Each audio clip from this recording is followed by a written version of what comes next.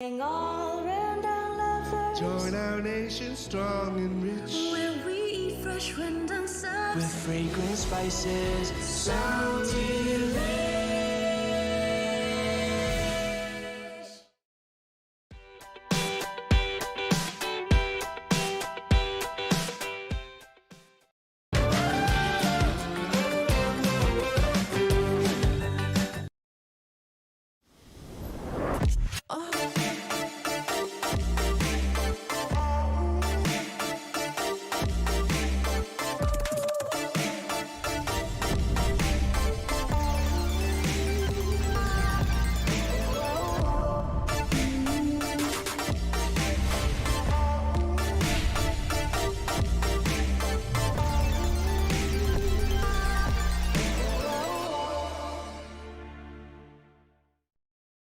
calling all round our lovers. join our nation strong and rich, Where we eat fresh rendang subs with fragrant spices, sound delish.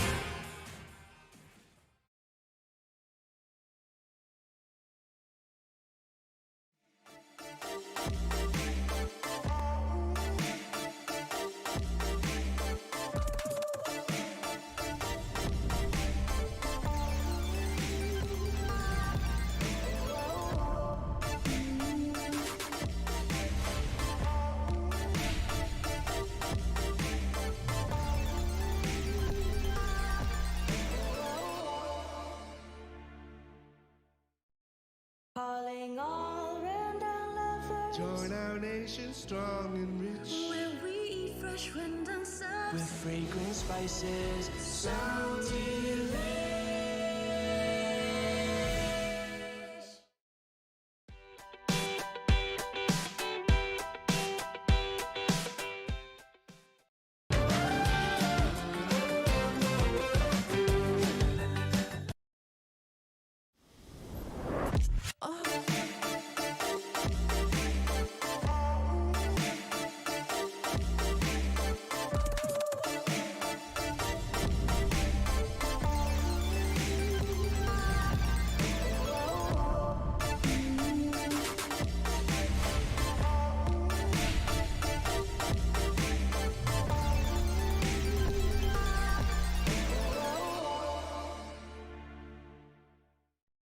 Calling all rendang lovers, Join our nation strong and rich. where we eat fresh rendang with serves. fragrant spices, sound delish.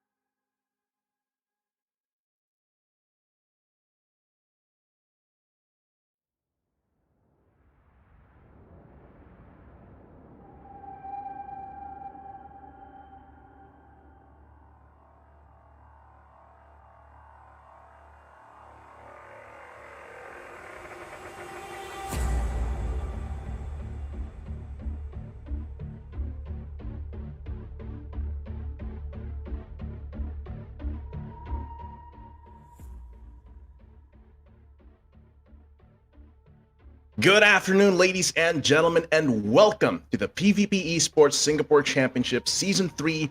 Yesterday, we gave you the wild card or the collegiate leg of it. Now, today, it's the open qualifiers, and we'll be your shoutcasters for the first half of this broadcast. I am Hyron. With me is Selfridge Miss, and of course, this is a very, very exciting. The stakes are high, and everyone wants to get into that next season of MPL Singapore. But of course, first, we have to thank our sponsors for making PVP Esports this season possible. So, of course, I think it's time for you to flex your chair, Selfridge Miss, with the Secretlab chairs. Of course, they've got the new Secretlab Titan Evo 2022, a new evolution of pro-grade comfort. It's made to adapt your spine and keep you comfortable and your spine healthy in your long gaming hours.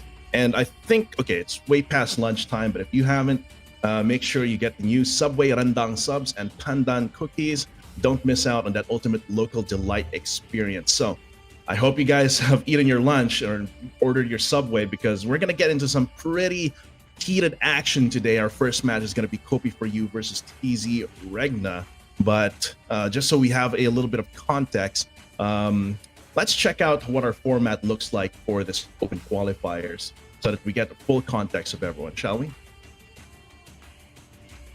So we are at the format, and for MLBB Open Qualifiers, we're going to have the top 10 teams for day 2, and it will be joined, of course, by Impunity SG for Second Esports, who competed in the pre and to be seeded with Team Flash.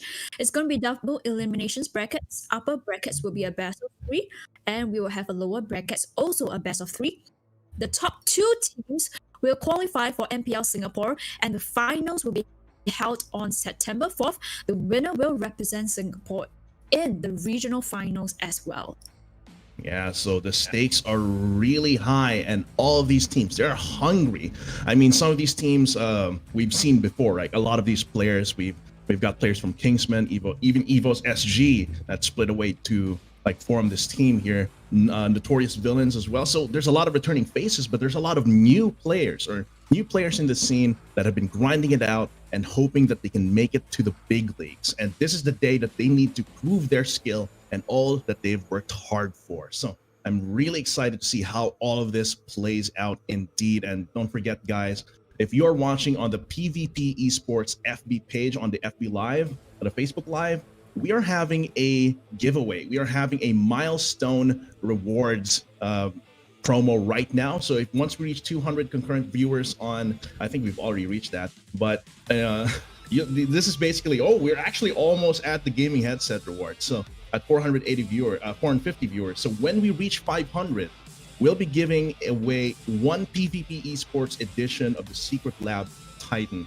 So share the stream with your friends. If you're watching on the other channels that this is being streamed on, make sure to open a tab for PVP Esports as well, because only the concurrent views on the PVP Esports Facebook page will count for this giveaway. So I hope you guys, wish you guys a lot of luck here, because we have a lot of winners for these today, but only one will be getting that PVP Esports chair.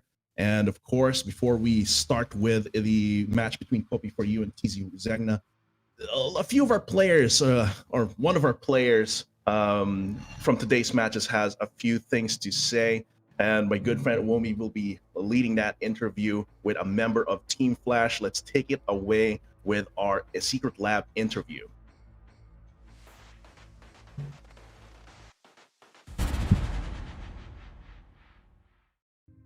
Welcome to Secretlab Secret Scoop. This is where we can learn more about the thoughts of the top teams of PVP Esports Championship Season 3. My name is Suomi, and with me is the captain of Team Flash, Fenrir. Fenrir, how are you doing this afternoon? I'm doing fine. Yeah. And I just want to ask, as a newer team in MPL, how are you feeling about taking on veteran teams like Forsaken and Impunity? To be honest, we are not exactly a new team. We are a team consists of full veterans, and we are definitely not scared of Impunity and Forsaken. Most of my players, we actually come from the top 3 in MPL, so we are very more confident to beat them. I see. And I guess that confidence really will help you get that victory in the future. So, in terms of victory, I want to know, what teams are you looking out for this open qualifier? Definitely, we will look out for Forsaken Impunity. The reason being is because they used to be in MPL, so they know how to handle the pressure well compared to your normal average teams. So confidence in tournament is pretty important. So we will make sure that we will prepare more and be confident when we fight against them. I see. And finally, I want to ask, what's your message to your opponents in this tournament? If you guys want to make it in MPL, we will be definitely the final guardians of the game. Well, that is really threatening and really confident coming from you. Thank you again, Fenrir, and good luck to Team Flash. I think it's about to go down right now. Casters, take it away. Yeah, Wow, Team do you Flash. hear, Chiron, do you hear what Fenrir said? He said Oh, that yeah. his team is afraid of Forsaken because they have team members that beat them before. So I'm definitely looking forward to how Team Flash is gonna perform, especially with that big statement coming out from Captain Fenrir. Oh yeah, definitely. And if the brackets, there definitely is a chance, a very good chance that Team Flash will face off either against Forsaken Alpha or against Forsaken Esports. So they have two teams here with, of course, familiar faces. And this is super, super exciting. But first, to set the red carpet for today, we've got Copy for You and TZ Zegna here. So I'm super, super excited to see how this goes. I don't think I'm familiar with any of these faces in these two teams. What about you, Selfridge Miss? I've heard about some of the players. Copy for You, TZ Zegna. Essentially, you know, they are still park players, but I call park players, trying to make it into the professional scene. So I'm super excited for their performance, and you know, we look forward to really see new, fresh blood, talented players making it to the professional scene. Yeah, of course. I mean, that's what keeps an esports scene healthy. Always having a lot of fresh talent and new talent, and the old ones, not the old ones, but you know, the old guard, keeping them in check. You know, making sure that they're always getting better and better and challenging them. And that's really what makes MPL and of course the PVP Esports Singapore Championship so exciting as well. So guys, I hope you guys are sharing the stream for that milestone giveaway as well. And of course, I'd like to thank more of our sponsors as well. Gomo. Go Gomo, no contract, no excess charges. Get more data on SG's #1 network. And of course, Singtel. Let's make every day better. Singtel is Asia's leading communications technology group and the largest mobile network operator in Singapore, providing an extensive range of digital and telecommunication services to consumers and businesses. So make sure you're on Singtel, guys. And go Gomo. So going into this, yeah. I also go want to kind of shout out to our MPL SG ecosystem, because I think that PVP Esports Open Championship is the only way, the road to MPL SG Season 2, where the top 2 teams will qualify into the regular season along with 6 invited teams.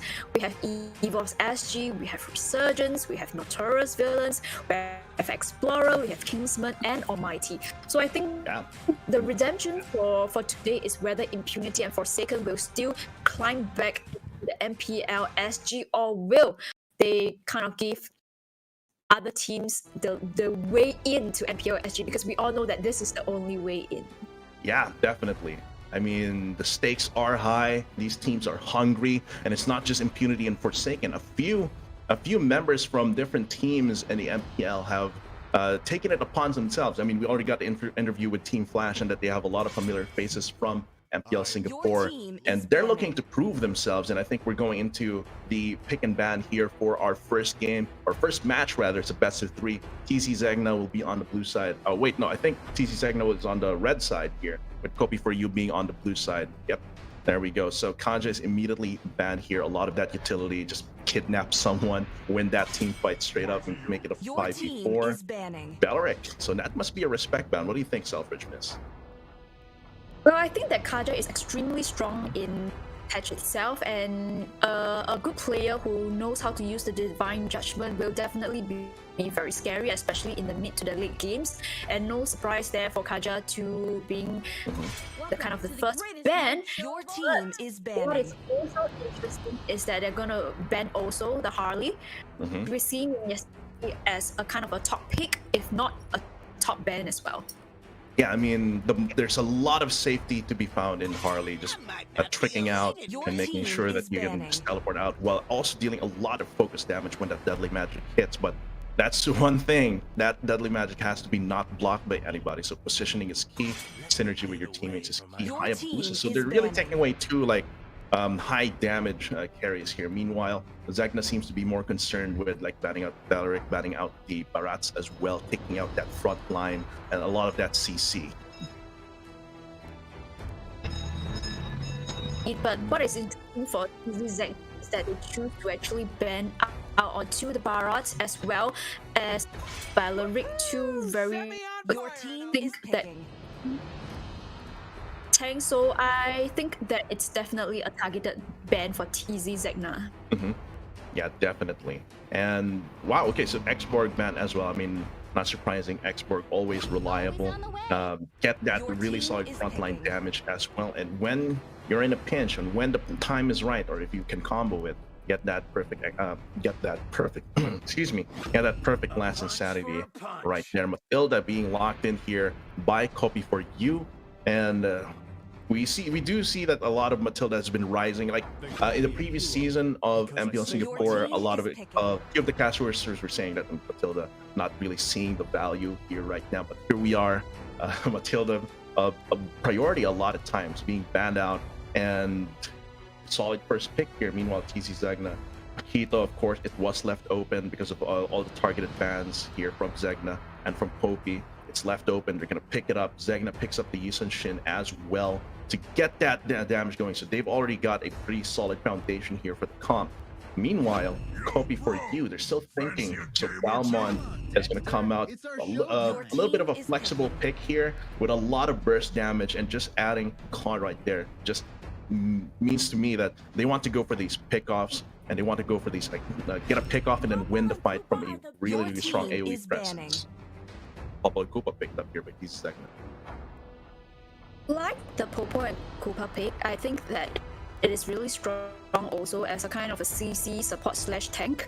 And also I like that TZ can actually pick out the Paquito, who we know that in patch itself as a fighter, Paquito is really strong. So in response for the side of Copy for You, you know, they still have two bans in their back. I'm Your thinking that they team could is target banning. ban triple the mage support. And like I said, I think they decided to ban out onto the lower E. Yeah, so the Lui here is definitely a target. I haven't seen Lui in a little bit, but the utility is there definitely. Being able to get those fast rotations on the map there once you and you have to not underestimate how much utility being able to move around the map quickly is with Lui. Kagura is gonna get banned here by Poppy for You. So now that we've got three of the heroes locked in here, they're really trying to take away a lot of the synergy and a lot of the utility that TZ Zegna can bring out and help this Yusun Shin and Paquito shine. Yeah, definitely. But you see the way that both teams are banning, they're crippling the mages. Just deny each of the teams the mage pick itself. So the next Your team is banning. for you will be, I think they can pick up essentially the Eve, which I think is still strong in this patch itself. You should be ashamed. Or for not- they Your can team go is for, picking. you know, perhaps the Cyclops, which I've seen recently in the meta itself. It's still viable. Yeah, and like you said, mages are the name of the game here. Easy Zegna, they pick up the Selena here, and which tells me of it that they really want to get going with that roam. Really get going with that roam. Get those kills that the Yusun needs to accelerate their game plan here. Maybe enable the Paquito a lot more. Benedetta, I love seeing Benedetta here. This already makes me root for Copy for You a little bit if they do lock this in. But we'll see if they actually do lock it in. This is also their chance to round out this comp here. So they've got Matilda, Balmont, and Klon. That's a lot of damage as well. You might need a little bit more utility, but no, just go for that Lunox as well. A lot more artillery, a little bit of utility in there, and seems like it's a very aggressive comp. Yep, I agree with you. I think that it's a very aggressive composition, and if you really look at the way that they have drafted, essentially they are trying to allow the Benedetta and the Lunox to scale as quick as possible into the game itself. This is where, you know, this both offlaners will really have either the time to kind of poke at as opposed to Zegna. But I think the last pick, is that a Yuzhong being picked at? Yeah, I think that's a Yuzhong indeed. And so they've got a pretty solid front line here, but what do you think about this this Yuzhong to round out their comp here along with the Selena? I think that Popo and Cooper and Selena, the double traps, essentially this two tank is going to have two kinds of traps and vision going to Zegna, which is a kind of a good combination. So I would be expecting Zegna to have the early edge, especially when they have the Selena and Popo and Cooper. But will Selena land the abyssal arrows? Because we all know that if Selena in the first few minutes, I would say 5 minutes of the game, you don't land your abyssal arrows, essentially the next 5 to 10 minutes are going to be pretty much useless in the game. So we shall see how they actually execute early games for Zegna.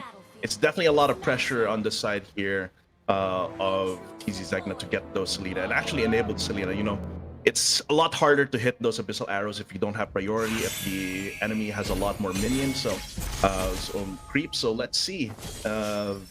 It's a very, very important thing to get. So Creed, a lot of pressures on his shoulders here to hit those abyssal arrows once he starts enabling his team here at this point. So we're gonna have to see a little bit of harassment here. Melem already getting level 2 harassing week out of his own out of his jungle here. Wrath is still able to get that buff, but it seems like he's gonna get dove here by the Benedetta, but it trades back.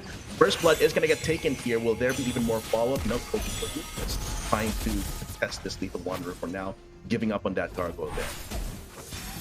Well, I think that both teams are trying really to play aggressively in the early games itself. You see that we have the Matilda trying to go in to poke to deter the Ishunshin from being able to farm, but backup coming in from Popo, Cooper, and Selena will be there to protect Ishunshin from the blue buff. Yeah, there's a lot of focus in enabling this Ishunshin right now. A lot of defense on his resources, and yeah, they're doing his job. Not hitting the abyssal arrow earlier, but it doesn't seem like they're going for anything too aggressive right there before Creed is like level 3, level 4. But we'll have to see, trying to get priority on this mid lane, always making sure that Kopi for you is not in a position where they are pushed up and thus free to harass that Ishunshin in his own jungle. So Wrath here having a pretty solid time, all just farming it out. No aggressive moves just yet, but Kopi for you, they're looking for something in this one lane down here. You might be seeing some action. That's the abyssal arrow not hitting on anything except that crab. But I think Zegna is satisfied with just once again enabling that Ishunshin, enabling Wrath there. So they're sending Koopa out just to make sure that Wolves and Destiny does not interfere. Now this turtle fight. You realize that you have the Popo and Koopa, you have the Selena, you have the Ishunshin's ultimate as the vision.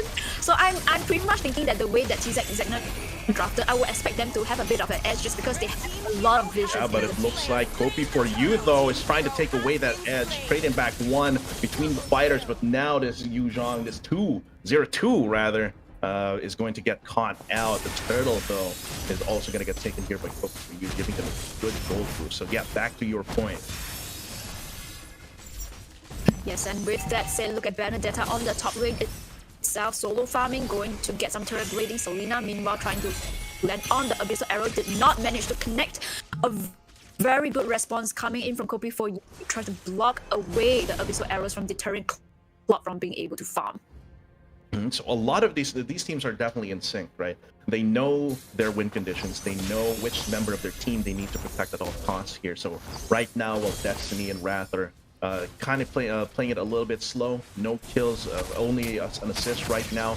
They need all the gold that they can into these carries here. So here, Burn contesting, rather not contesting, just taking out Koopa at that point, making sure that priority is always on their side. They have a small gold lead that they can start leveraging. This is probably equivalent to around like 400 gold, which is around a small basic item, which could mean the difference between life and death in these fights. That's gonna be coming in.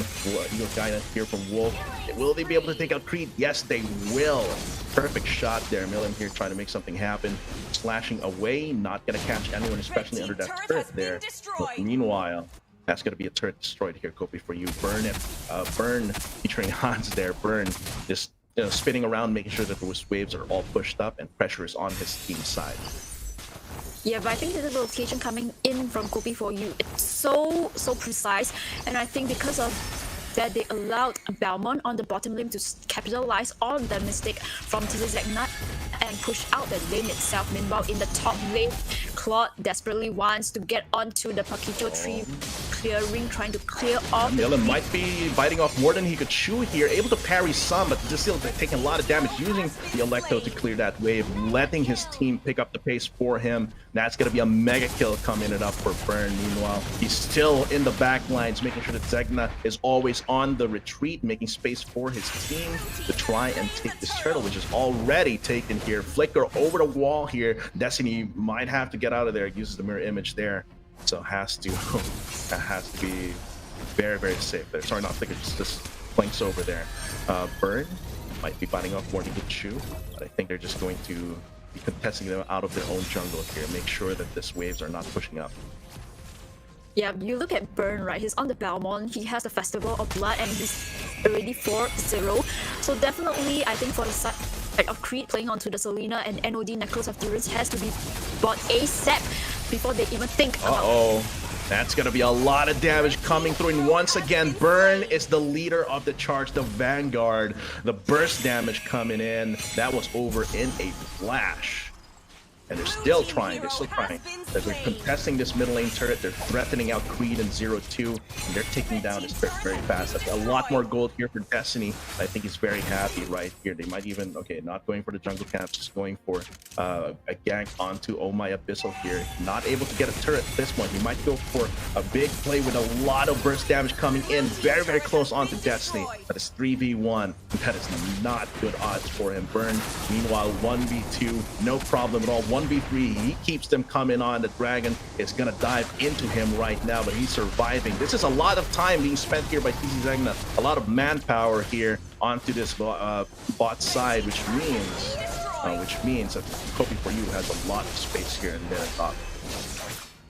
I agree with you. He has actually brought so much time onto the bottom lane. In fact, they took 3 people to kill a Belmont, and meanwhile in the top lane, Paquito finally able to shut down that Claude. Do not have to pop the brilliance to escape from Paquito.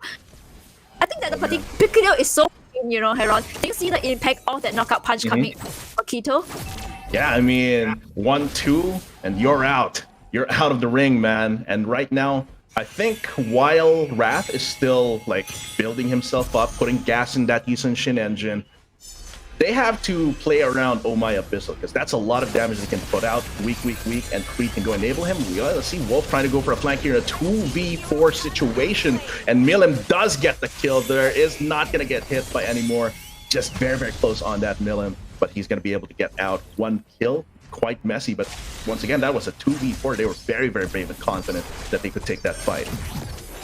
Yeah, meanwhile, in the bottom lane itself, trying to get onto the turtle, but you look at the position of the Paquito, he actually stole off the bar of the Claude while he is turtling. So that Paquito itself, the next target that goes near the Paquito with the knockout punch. Oh, Wolf might be biting off more than he could shoot here. Milim slashing in there, making sure that his team is backed up with that damage. 0-2 trying to play keep away, get that dragon form dangerously low, but he can just regen that back up, but it might be too much for him. Wolf gonna take him away with that damage. No, slashed away by that Benedetta, but here comes 0-2 for the Creed, for the cleanup rather. Stun, Abyssal Arrow onto the Lunox, and that goes down. Oh my Kenny.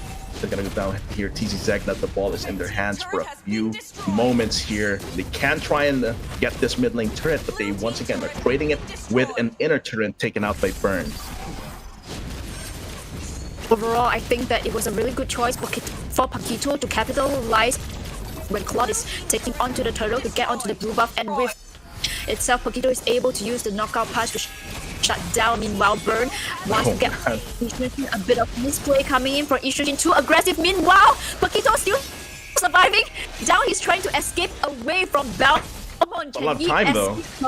Yeah, that's basically taking away a lot of time from Kopi for you having to put those resources onto that Paquito. So basically what Oh My Abyssal did was he sacrificed, he put his life on the line so that the rest of his team can escape and make space for themselves. But Frito, he wants to fight it out, but I think he's a little bit in over his head here and giving over another kill here onto Milim. And that is going to be a 4-3 Benedetta, a scary one, a one with full concentration and full motivation. But now week can they take on Burn here? This is a very fed guy. Look at the regen, the life steal on him. No tower here for defense, and Wolf is helping him out, but I think that's too much damage for him, too close for comfort, and they're gonna have to back off. A little bit of a lull in the action right now, but of course, Kopi for you, they're always looking to, get those jungle camps. Earlier, Oh My Abyssal was able to steal away some of the camps here from Destiny, but they pretty much got their revenge here, and actually they're in a good position to take this Lord. Even with the Popol and Koopa and the Selena, they weren't able to be aggressive enough to be able to put down a lot of control using the traps, right? Because that's what you pick up the traps for, not just the utility, but also to have control over the map, see what's happening. But there, Kopi Free just takes it without any contest. I think that overall it's really good for TZ Zegna. I think that they really try to capitalize on the mistakes of Kopi for you. But if you look at the goal lead itself, right, I think that Kopi for you with the Claude, he has the Demon Hunter Sword, he has the Golden Staff. Essentially, all he needs is for the Matilda to peel for him.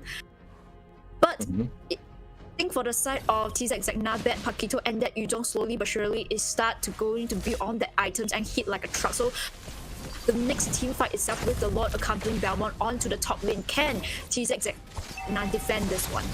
This is going to be very hard to defend because all the lanes are pushing up, right? Which means these towers are going down, which means more gold is going to this Balmond and to this Quan as well. Now they're marching. Oh, really big dive here. Lots of damage coming through. Kenny and Destiny don't even care. They're just going to come in, blazing duet. Everyone's burning down to a crisp. They transition over to the mid lane. Yuzhong here, 0-2, trying to make something happen. Stall for his team here while they try to take out Milim, but he's too mobile, and in that time Creed goes down. That's going to be another kill for Oh My Kenny. Koopa, the dog, gets put down, and that is going to be the base being destroyed here as Kopi for you. Constant aggression, always up on the tempo. They take away game one of this best of 3. That was a convincing game one for me, although that I would have hoped that TZ Zegna would have a bit of edge, especially when they drafted the Popo Koopa and Selena in the early games, which gave them a lot of vision. But unfortunately, the Abyssal Arrows doesn't seem to connect that much. Oh yeah, I saw a lot of those Abyssal Arrows whiff hard in the first 5 minutes. And like you said, if they don't hit in the first 5 minutes and you don't get kills because of that, it'll be very hard to make that Selena pick work. And I just want to commend Oh My Abyssal here, the Paquito on the side of TZ Zegna. He tried his best. When his team was losing resources, he tries to steal away on the other side, maybe make something happen, burst damage. So, but congratulations for Kopi for you. They're 1 game up in this best of 3. Yep, and I agree with you though, Heron. I think that Paquito really tried to capitalize on the macro play, and a few times he did make a play for his team to come back into the game. But I think that overall for the side of TZ Zegna, it wasn't enough. And in fact, the Yuzhong a lot of times go in with the Black Dragon, but do not have enough sustain somehow. He was dying in. As a Yuzhong, not enough sustain. That's something. Yeah, but so I think it's because for I think the it's side of TZ because. Zegna, Yeah, go ahead. Yeah, go ahead. I think for the side of TZ Zegna, I think that they definitely have to play a bit more aggressive. Yeah, I think they can. They have to match Kopi for You's aggression, right? Because when we saw that in the previous game, it was already seen from the draft, right? Like, we think Kopi for You is very aggressive with this comp, and they followed up on that. They didn't leave TZ Zegna any room to breathe. They always choked them out, and not just in terms of like diving them in towers. They choke them out in a way like they're always pushing up with the creeps, making sure that the towers are being pressured. So if TZ Zegna makes a decision to commit to a lane, then they lose 1 or 2 towers elsewhere on the map, or the turtle, or the lord in one case. So I think, yeah, they're gonna have to either outmaneuver Copy for You or match their aggression so that Copy for You doesn't have like all that breathing space, all that breathing space to do whatever they want in the map. I definitely agree with you. So I think, what do you think that TZ Zegna could do, in the next drafting phase? It's because their draft, I think, is already fine, right? I love the Popol and Koopa and Selena combo. It gives you a lot of control early game, a lot of kill potential, a lot of intel, which I think is key in a game like MLBB. So I think they just need to up their execution, be able to get those abyssal arrows out and then follow up. Because I feel like they all have a pretty good dynamic between the team. Like the Oh My Abyssal on the Paquito, or if the Paquito is ever banned, I'm pretty sure he's still gonna perform well on another fighter. So the draft, I feel, is already fine. They got a few power picks, they got a really nice combo. They just need to polish up that execution and maybe be a little bit more aggressive. Yep, I do agree with you. I think that they have to match the aggression.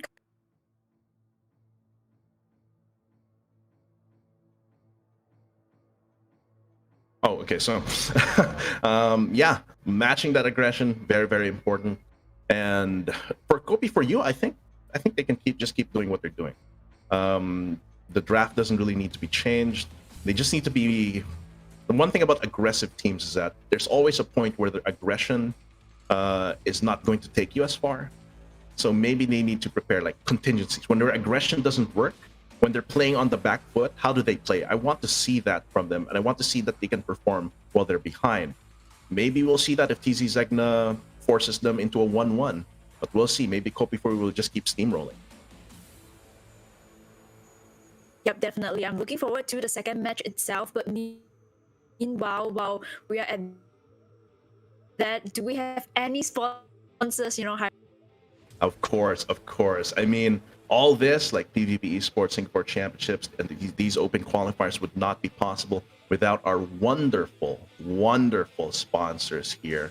Of course, we've got Secretlab.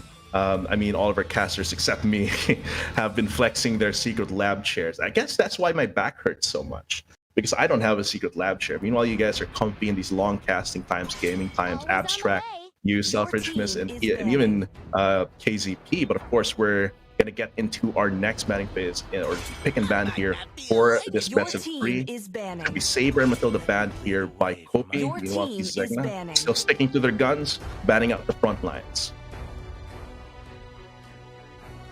Yep, we are in the banning phase itself. It's going to be a Saber, Matilda, Hayabusa ban, and as opposed to TZ Zegna, they're going to get out the Kaja, as well as this Xbox. No surprise down there, but I think that if the first pick might be a Harley, because they let Harley off the ban.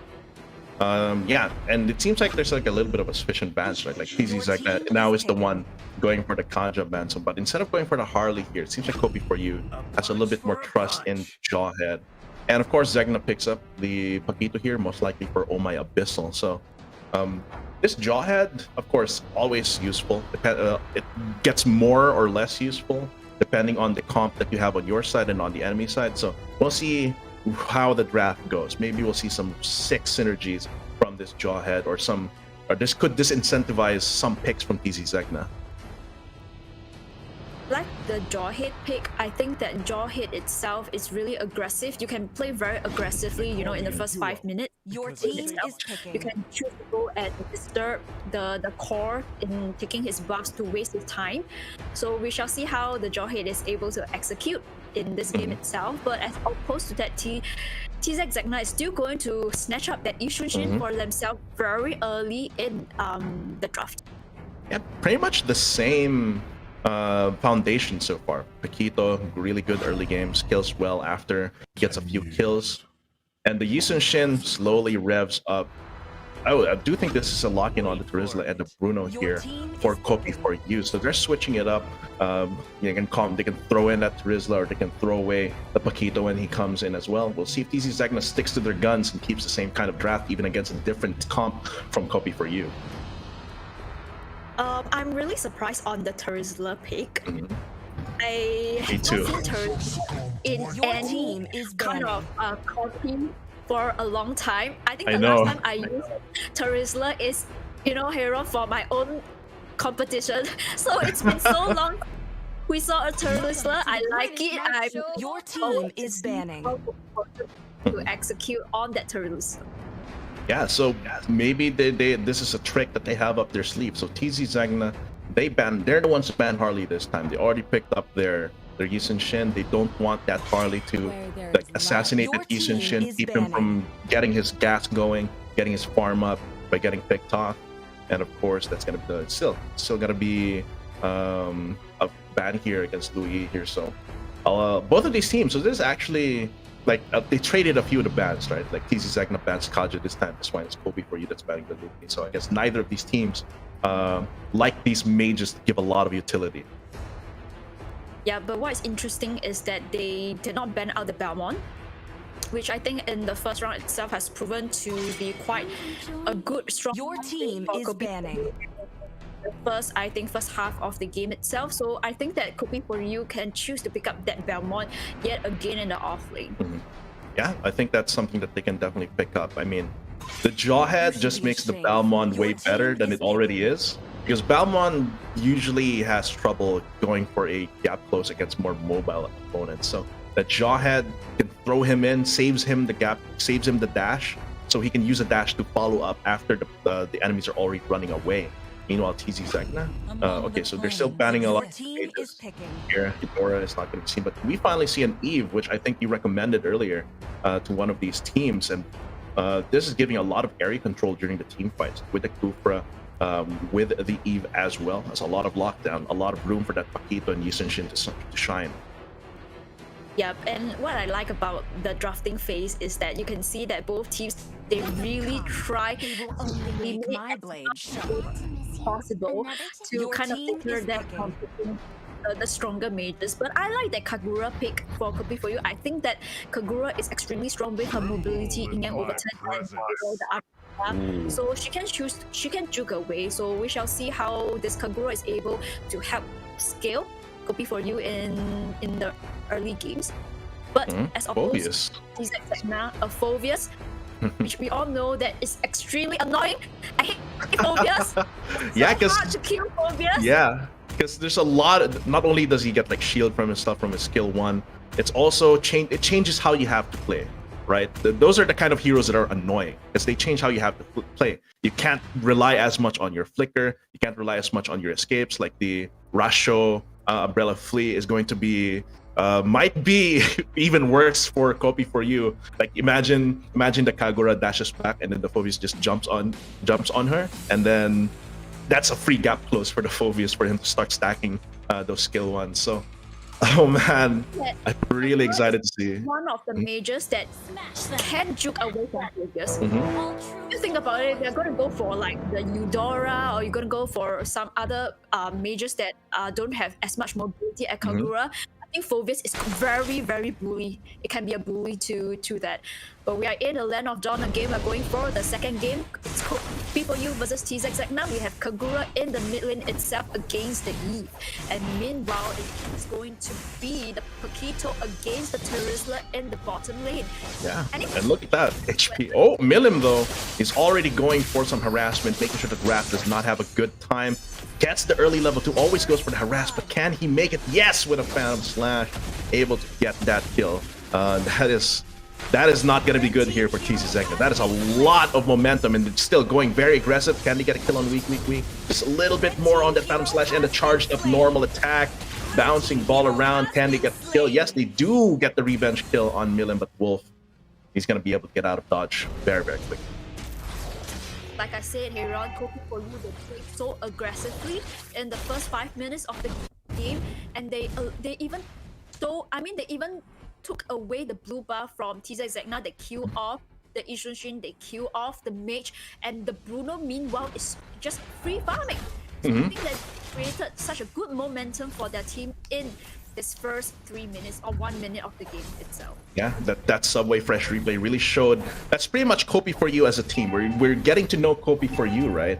And with that replay from Subway, they are a force to be reckoned with, definitely. But here they're gonna try and take down Wrath. Here once again, they might have bitten off more than they could chew. A lot of damage onto Destiny, having to run away, bouncing ball, having to push him away. Meanwhile, Milim is holding the fort in the front. Sword intent to try and dash away as well.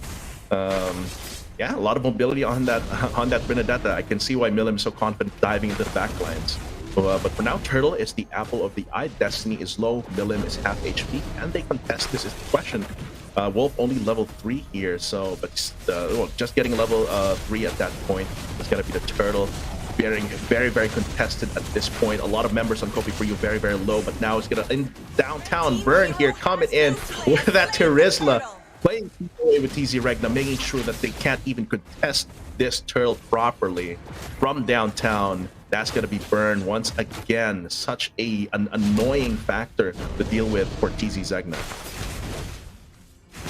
Overall, for Kopi for you, that early aggression paid off, and you can see that in the turtle contest itself, TZ Zegna, they can't really contest the turtle because some of the members are not even level 4.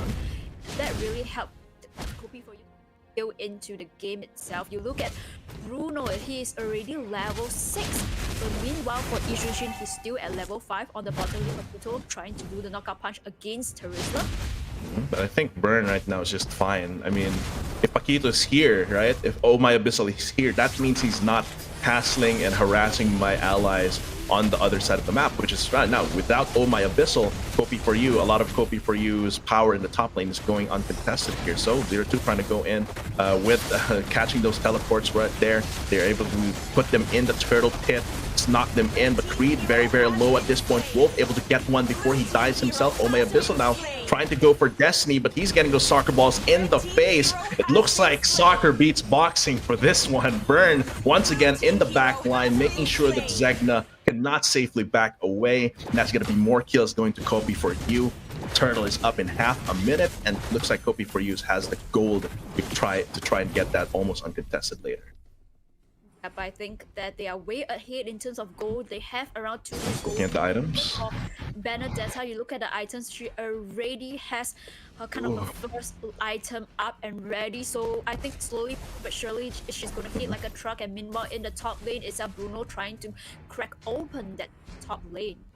But it doesn't seem like they get it. They were able to burn out the shields, the tower shields. That's still a lot of gold here. Once again, Burn cutting the wave here, making sure that this time is the Phobius. They realize, okay, 0-2 is 2-1-1. Let's keep him here topside, shove in the wave. Then, because I have priority, I can move the turtle, which means this is going to be a 5v4 while 0-2 is trying to clear the wave here. Burn once again in the backline, gets a knockup though, and that is going to be a pincer attack for them, picking off Creed and Wrath once again. Oh My Abyssal trying to make something happen here, but he's going to get ejected, and that is once again a dead Paquitos. This time it's Jawhead Basketball that beats out Boxing. Milim though, even without Bloodlust Axe, seems like he cannot face off against this Phobius, since a lot of dashes means a lot of ultis for 0-2 here. So still the refrag is gonna happen here. A mega kill going to Destiny. 4-0-1 Bruno compared to 1-2 Cerise and Shin.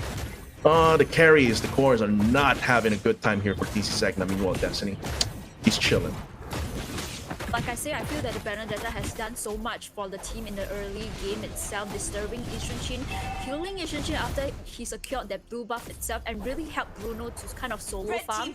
And Bruno 4-0-1, the team is so way ahead in terms of goal that I think that for the South TC segment, it's very hard for them to get in the game unless Kopi for you makes a detrimental mistake. And speaking of which, Kupra, oh, this could be the chance that they need. Yeah, Destiny taking a lot of damage, but once again, Burn from downtown in the back lines, hitting TZ Zegna at their most vulnerable. Whew, that is just tough. Right now, TZ Zegna, every time they try to make something happen, Burn just skips ahead. He rotates, he gets to the back line, makes sure that Wrath and Weak are not having a good time, right? Eve, you want to be able to control the battlefield with that real-world manipulation, but here Burn just jumps straight for you, and now he's fed enough that he can just go fight in the front line, shred it before moving to his next target. Destiny, another kill, another turret is gonna go down. 5k gold lead, very, very difficult here for Kobe, for TZ Zegna. And once again, we see these waves are pushing up. The 0-3 and 2 Paquito unable to face off against the 3 kill, 3 assist Benedetta here. Milim having a good time. This Bloodlust axe there definitely helping him with this sustain against this Paquito. And he's just cutting the wave here while Turtle's team being taken by the Bruno. Destiny, a lot of gold, very rich, like a real world soccer player. I think at this point he can be a Ronaldo, you know. Oh yeah. and But it's gotta be a team fight. Oh. Into the mid lane inside, a monster kill coming into Terrorist. And into that coming, even a triple kill going into Bethana. A maniac! A maniac! Oh no! Oh, now he's motivated. Milim comes in with a judgment cut. Oh man, that is a full-on wipeout here, and I think that's the game. Let's look at the subway replays right here. I mean, look at that fight, man. That's a slaughter. Perfect choke point here. They were pincered between those two rocks, and that was just perfect for the damage from Final Blow, the damage from Oh My Kenny skills, like the Yin Yang Overturn as well for the CC. Massacre. I think that it is really good teamwork from Kobe for you. So what happens is that Peripherals actually use the ultimate chain onto members of Keep pulling them back. And that chain itself, you know, just locks all the team members of TZ Zegna in, and the perfect combination coming in from the team. Meanwhile, in the bottom lane itself, Paquito still not having a good time trying to run away from it. He will get away scot-free for now. For now though, but once again, Oh My Kenny jumping in a little bit too far forward, chasing the umbrella at that point. But now real world manipulation, this is a chance for Weak to redeem him, taking away 3 members of Kobe for you. Perfect shot. Now Destiny on the run against 0-2. I think he's still confident with his chances though, getting those goals, score some goals, but Destiny, he's gonna get chunked down, and Wrath picks up the shutdown. Big turning point from a 7k gold lead to a 4k gold lead. Mid lane inhib still down. They can stabilize from this if they keep feeding kills to Wrath. I think that they have capitalized on the mistake from Kobe for you and finally managed to shut down onto that Bruno itself. And like you said, Hiram, I think that if the Kufra will be able to get that perfect ultimate, maybe Zegna will be able to get back into this game. But for now, I still think that Kobe for you has an edge. Paquito trying to escape, but he won't be able to escape this time as the ejector coming in from Josh pulls him back. It's very hard to run away against a Benedetta. All that mobility, even a Paquito cannot escape just by running away. That's going to be a very, very quick lord. That's a 5v4. Zegna does not want to risk this at all.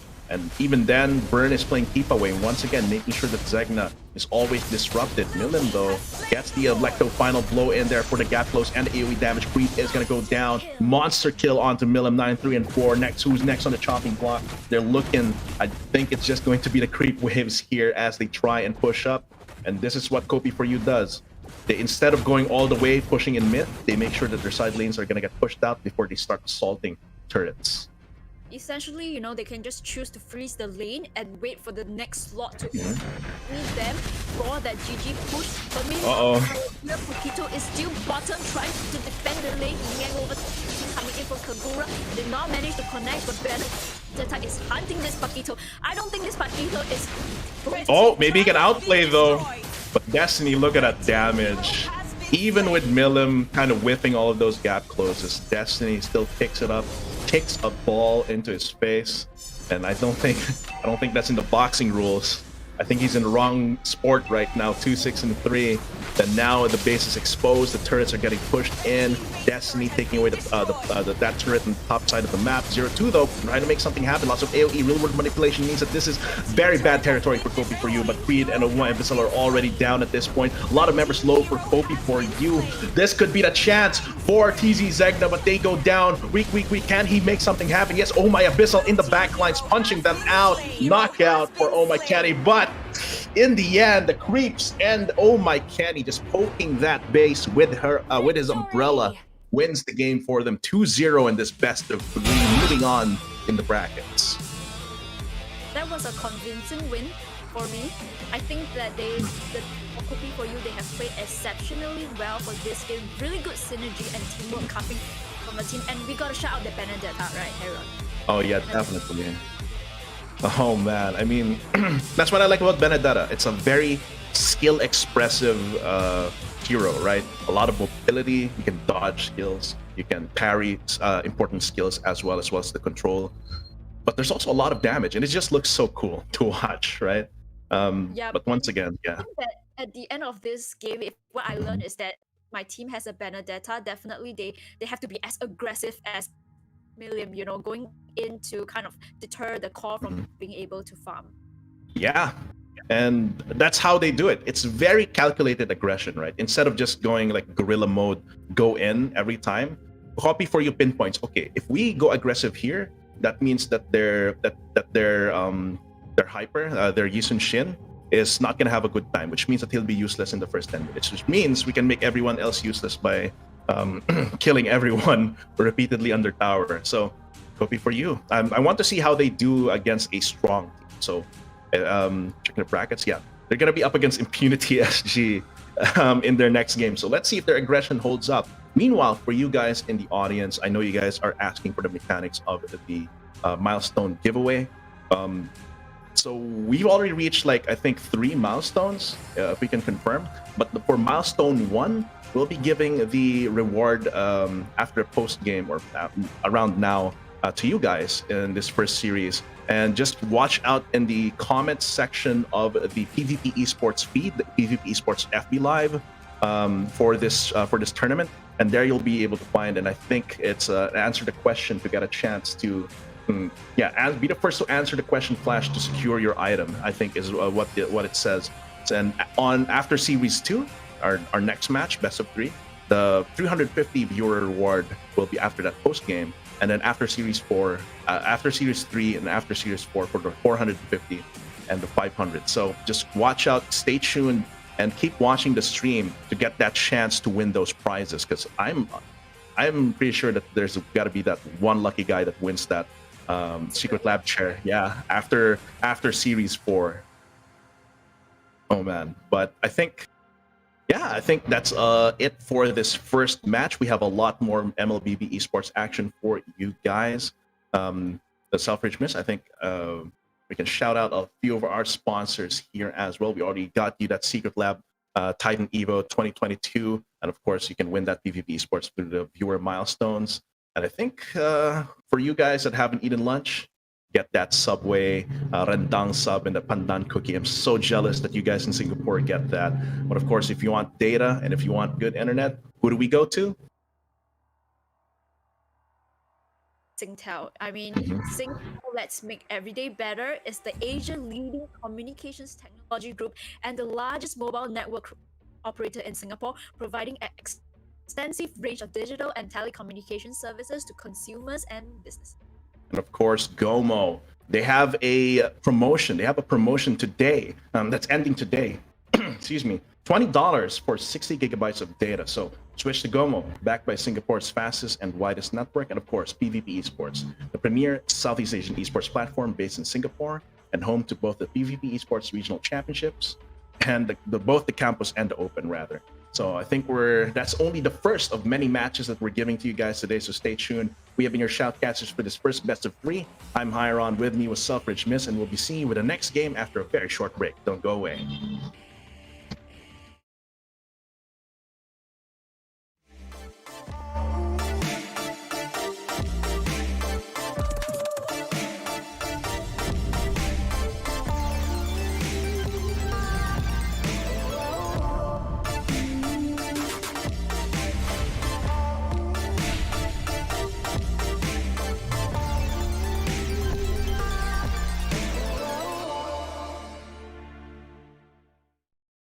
Calling all rendang lovers. Join our nation strong and rich. Where we eat fresh rendang subs. With fragrant spices, sound delicious.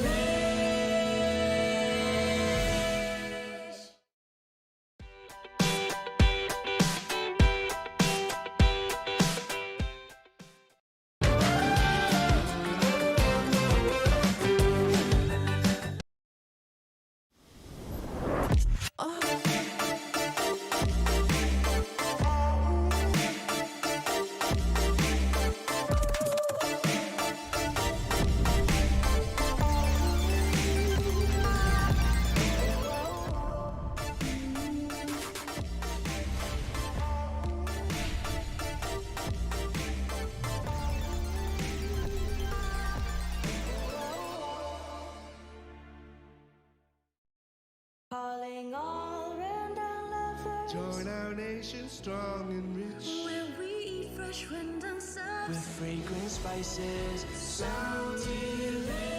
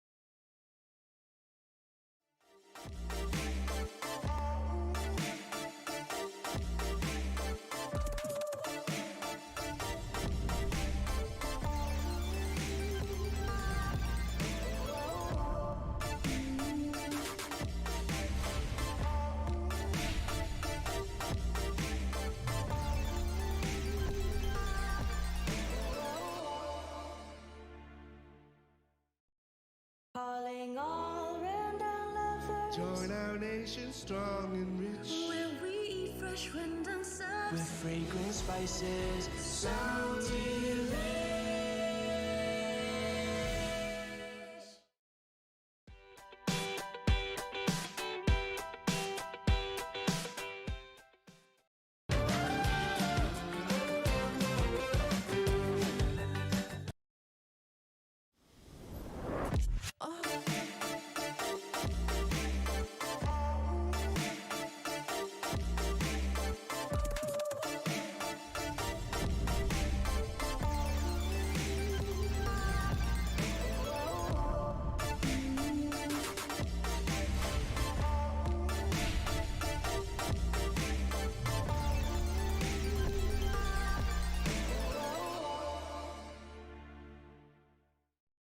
Calling all random lovers. Join our nation strong and rich. Where we eat fresh rendezvous. With fragrant spices, sound delish.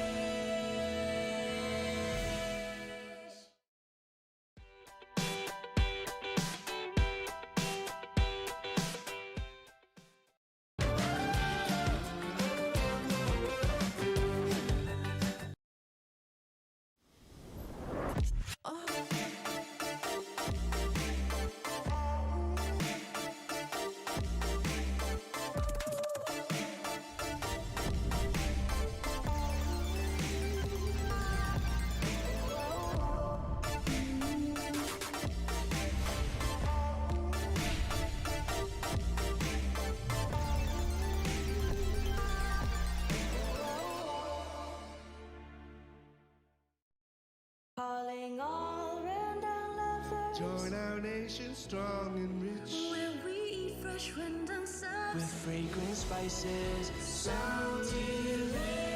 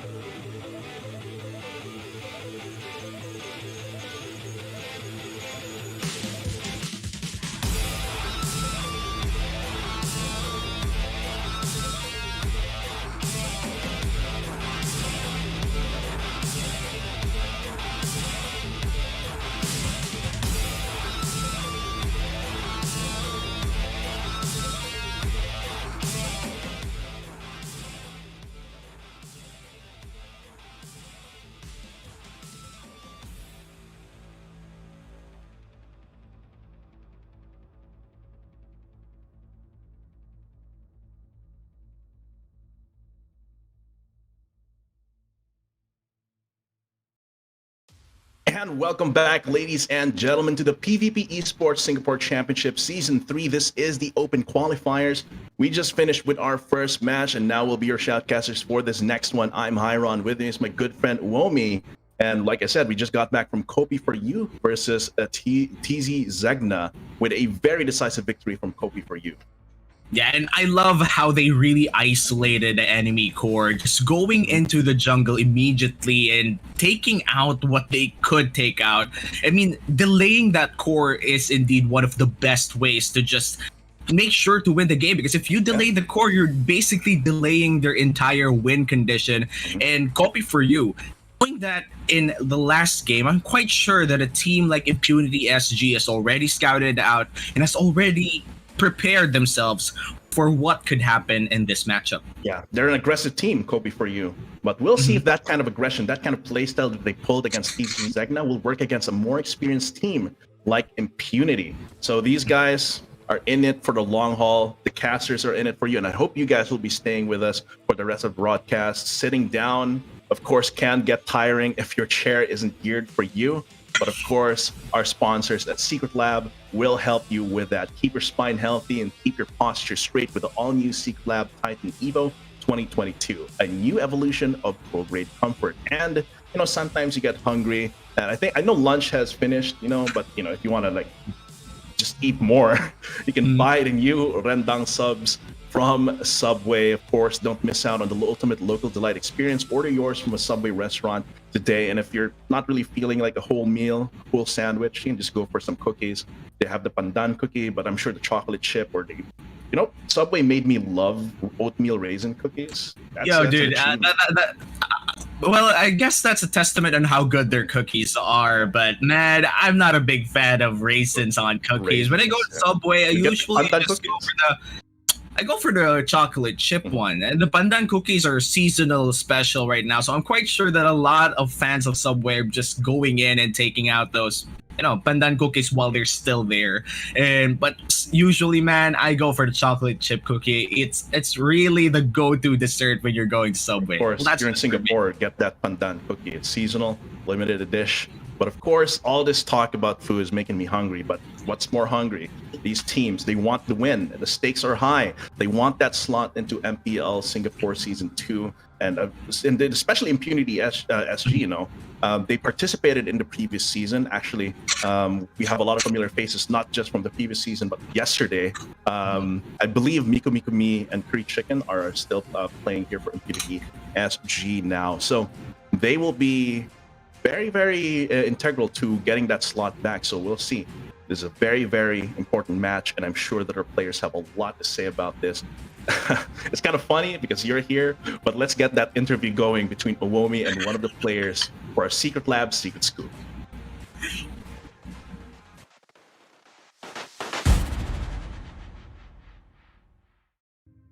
Welcome to Secretlab Secret Scoop. This is where we can learn more about the thoughts of the top teams of PVP Esports Championship Season 3. My name is Uomi, and with me is the coach of Impunity SG, Soren. How are you doing, sir?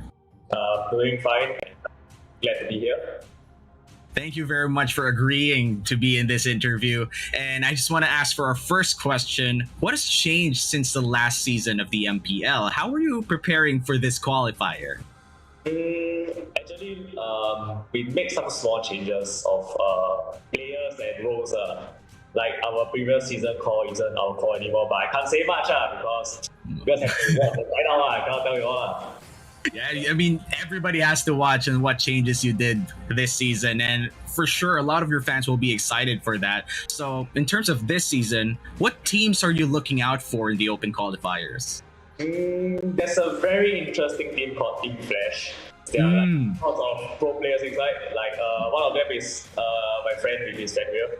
Mm-hmm. Oh, we talked to him some other time before, so this is gonna be very exciting. Talk about it more. Yeah. What about Fenrir? Okay, he's a very good player, and of course, I want to prove to him that we are better. So Soren, for our final question, what's your message to your opponents? My message to my opponents is, you guys, I want to be careful. We might have some tricks up again like last season. Although we didn't do that well last season, right? But hey, we 2-0 RSG, so yeah.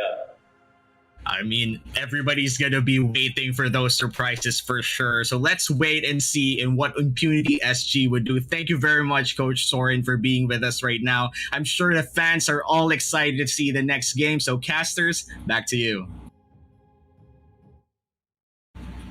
There's a glitch in the matrix, Omi.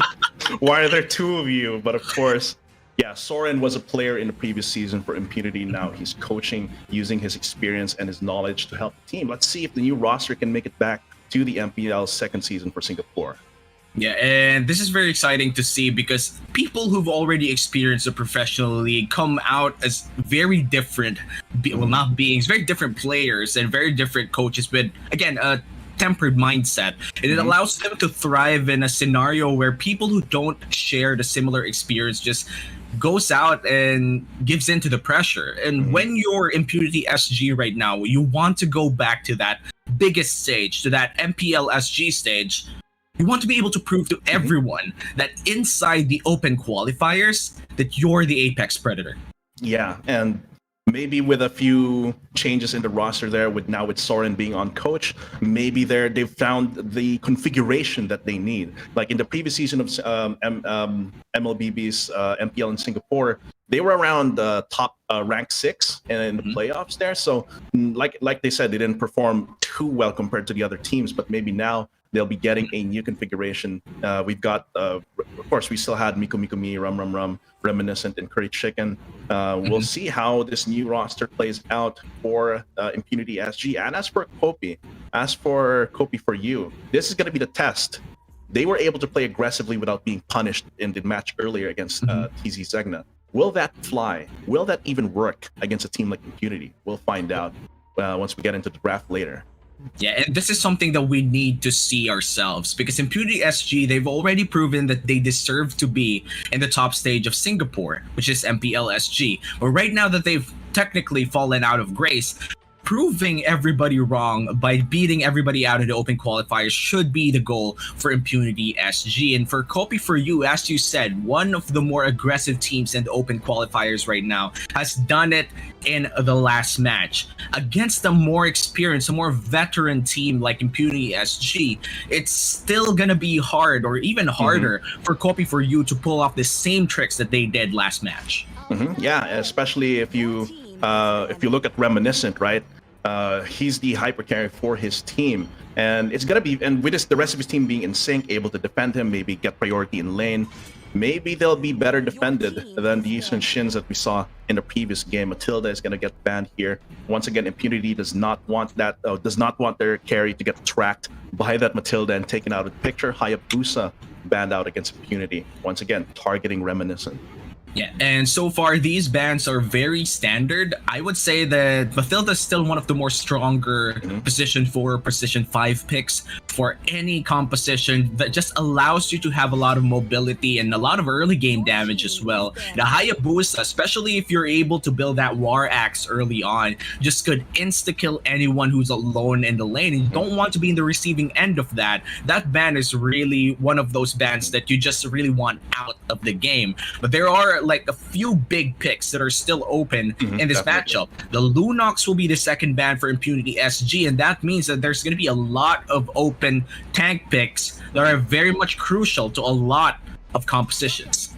Yeah, I mean, Harley, once again, really focusing in on making sure that the carries are not online for Impunity. And yes, a lot of tank picks are going to be open here. A lot of fighters as well, like in the previous games. Paquito was left open, and as soon as Paquito was left open, pick it up. And maybe that'll happen here if he's not banned within the first rotation, you know. So we'll see how Impunity and Kopi for you round out their bans here, because with Impunity on the blue side, they have a little bit of an advantage. But depending on the bans, Kopi could leverage that 2 picks in the first rotation on the red side. So we're gonna have to see. They're really thinking about this so far. And they're taking their time. I'm quite sure that they need to be able to get to that third ban that they won't regret. And the Yisun Shin ban, quite interesting. I feel like this is a target ban. Usually you don't want to ban out non-meta picks such as the Yisun Shin. I wouldn't say that he's out of the meta, but I wouldn't say that he's S tier either. He's one of those picks that could actually be good in general, not for a specific purpose. So I feel like Impunity SG, they're taking out the Season Shin just to take out some comfort for Copy for You, and the Paquito will be the final ban for Copy for You. The Alpha is getting hovered, but they're going to go for the Phobius instead. I feel like this is a better pickup than anything. The Benedetta will be harder to play right now for Copy for You. That Phobius pick is already proving its worth. Yeah, and Phobius, it's like if you pick it first rotation, it's like an extra ban that you have. That means you're not going to be picking up high mobility heroes like you said, the Benedetta. And even then, even if you curate your draft so you don't have too many dashes, eventually someone's going to have to flicker, right? Eventually someone's going to have to dash away, and that's when it all comes down with the demonic force. Balmond is going to get picked up here with Paquito banned. This is another option that they have. A lot of burst damage. We see how powerful Balmond is when he can get into either in the front lines, just dealing the damage in the front lines, or just sneaking up on the back line after rotating from a side lane during a mid lane or jungle fight. Popol and Koopa and Eve, a lot of area control now. So they can't dash out of the real world manipulation, and they have a lot of traps around the jungle. Yeah, this is going to be very good in terms of zone control for the side of Impunity SG, but I feel like Copy for You, this Jawhead pickup will be a game breaker for them. It's something that actually messes up with the early game of Impunity SG, potentially just trying to pick off that Eve early on, or perhaps even going in for the jungle. That Jawhead will always be a good pick for any aggressive team, but I'm quite worried though. You have an X-Borg and a Balmond, not necessarily the more mobile ones that could actually go with the Jawhead. They need someone that could deliver burst burst damage. So I won't be surprised if Impunity SG goes in for burst mage bans, and the Kaja will be their fourth ban. I feel like Eudora should be taken out as well. A lot of times we've been seeing some bans onto mostly the Eudora for that. We've been getting pickups for Kagura as well, not just the burst, but also a lot of utility with the Yin Yang overturn. We're going to have to see Benedetta banned here. So, of course, if they can't have Benedetta, they don't want Impunity to have Benedetta, because I feel like that's an option for them. Yeah, because I feel like it's a really good pickup for Impunity. It would have been, not if it weren't banned, because on top of them being disincentivized to dash, they have their own mobility that Copy for You can't punish. So that's going to be the quad band out here. So Reminiscent still has a lot in his toolkit. You know, in the previous season he would pick up the Brody. We did see a few Brodies in the collegiate side and the wildcard side yesterday. Granger is an option, but like you said, a lot of casters don't really like Granger in the current meta right now, but it is a choice. So Louis, that's mobility, sorta. Some sort of mobility with a diversion. But I would say that Kagura band is really nice coming in from Impunity SG. It gives Copy for You less options, less safer options for the side of the mages, and they go for the Louis. The Louis is safe, a little bit safe with the shields from her passive, but overall not as mobile as the Kagura, not as intimidating as the Kaja, that could definitely just burst you down the moment he gets access to his ultimate. But to round up the draft for Impunity SG, looks like they're gonna go for the Ruby, potentially the Granger, but I do think that the Roger would be the better pickup at this point. You would have to have access to that reset. So I'm thinking Impunity SG, they have a well-rounded draft, but they need to make sure that they pick their fights well, because the moment that they give out a fight or some skirmishes to Copy for You, that Jawhead and Balmond might just snowball out of their hands. That's true.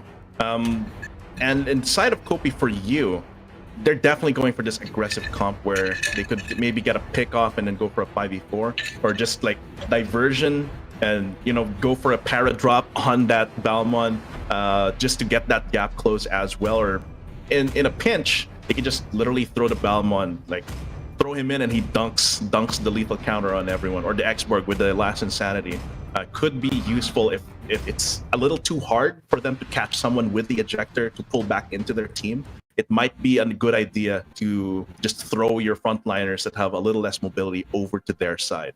Yeah, and not only just throw your front liners, it could potentially make a backdoor diversion play as well near the bushes. Again, for the viewers right here who don't know how the Luyi ultimate works, if you target it inside a bush, it's not going to be visible for the enemy team. And it's going to be a big outplay maneuver that this Luyi could do to give them a potential setup against Impunity SG. But right now we are entering game number 1, Hyron.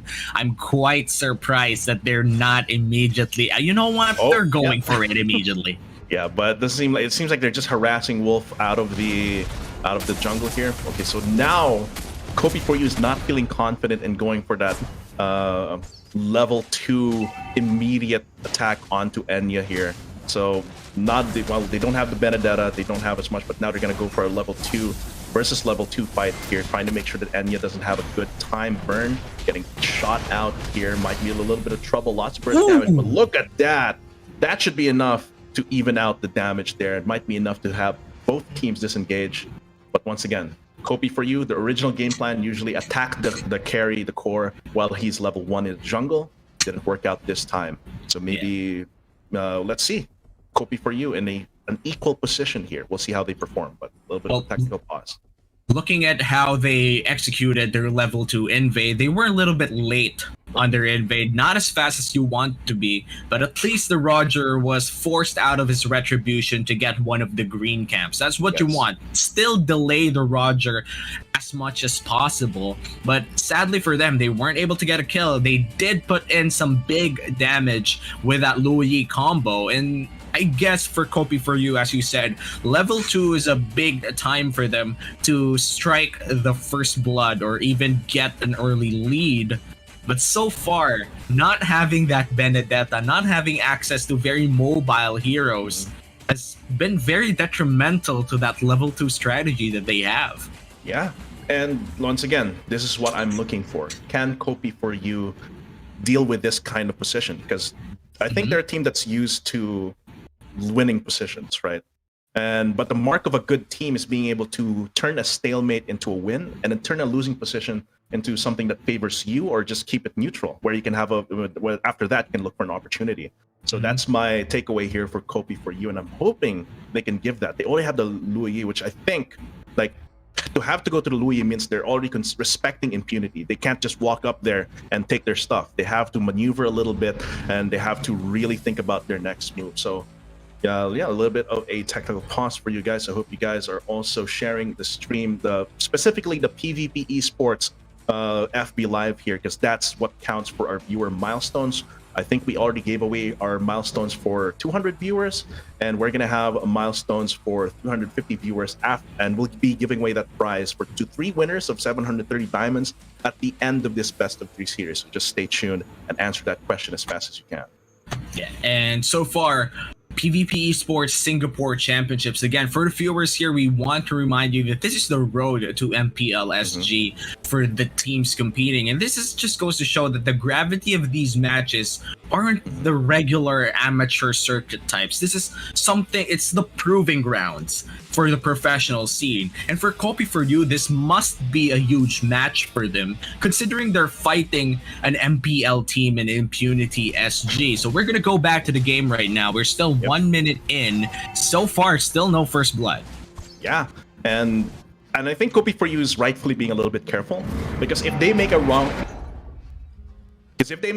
move, that Roger could get a kill, and that's when everything starts falling apart. So here, Impunity is on the offensive side, trying to just push out Milim here. I don't think they can get a kill on a Barats right here, but they are trying to get priority so they can steal away the farm of this carry here right here. So we're gonna have to make sure that Kopi for you is able to like push out. Okay, so they realize, okay, there's 3 members top on that top side. Let's make sure that we can trade something back on the side. Oh my lord, that damage though pushes Curry Chicken once again away, and that is going to be both of them recalling. So I think Kopi for you gets a little bit of tempo here, push back both top and bottom. Yeah, what's odd for me here is that they actually rotated to the XP lane even if the turtle was spawning on the other side. So that means that they eventually gave in more zone control to copy for you there. Impunity SG in that rotation to the XP lane is overall a surrender of the control over that turtle. So now the turtle will go to the side of copy for you. Manipulation here, lots of damage coming through. Burn burns down, and in the backline is Wolf trying to dunk on someone onto his team, but Impunity catches the weakness, and Destiny trying to keep away those flame missiles here. Anya, can he get a kill? Yes! That's the kill that this Roger needs to get going. 1-0-2. The Wolf, man, he gets fed, but the hunger still remains here as Impunity goes 3-0. Gold lead only 500, but this concentration of gold onto Anya might be dangerous. Yeah, and if we look at what happened in that entire fight, I just have to say that after you get the turtle, you already got the objective. There's no point of fighting this for the side of copy for you. It's just their aggressiveness kicking in. They didn't think this out. They went in for a fight inside the jungle of Impunity SG, knowing full well that the Eve ultimate was up. I feel like that was a bad call coming in from Coffee for you. And while we were watching the replay, another kill goes to the hands of this Roger. This is where you see experience going in for Impunity SG. Yeah, I think Kopi for you got a little bit antsy. They were like, oh my god, we got the turtle against a pro team. But they do get back one against Reminiscent, who is actually playing Ruby instead of the hypercarry from previous season. So Enya's going to be their core for this, I think, for this configuration. So 2-0-2, they do get a kill for the Barats up top, but the net worth here is still more on Enya. Even though the gold is even, we have to consider that the turtle was taken by Kopi for you, but Impunity SG got back the gold, and most of it is concentrated on where it needs to be, this Roger early in the game. And this is very important for Impunity SG because one of the more major win conditions for their composition is to get this Roger ahead. And they've already accomplished that. 2-0-2, 4 minutes in. All they have to do is to buy time for the Roger to get more items before pulling another aggressive play. But honestly, it wasn't their aggression that gave Impunity SG that 4 kills. It was Copy for you making mistakes. And like this, once again, trying to go for a last stand on that tower. And gives another kill. This will trade back to the turtle on the other side, but turtle is kind of like global gold here. Here they're funneling all that gold from the kills on Enya. They're giving him all of that, all that shield gold, and even the full turret value. We're all down there. Keeps the gold even, but once again they're still ahead because Enya is where it's at.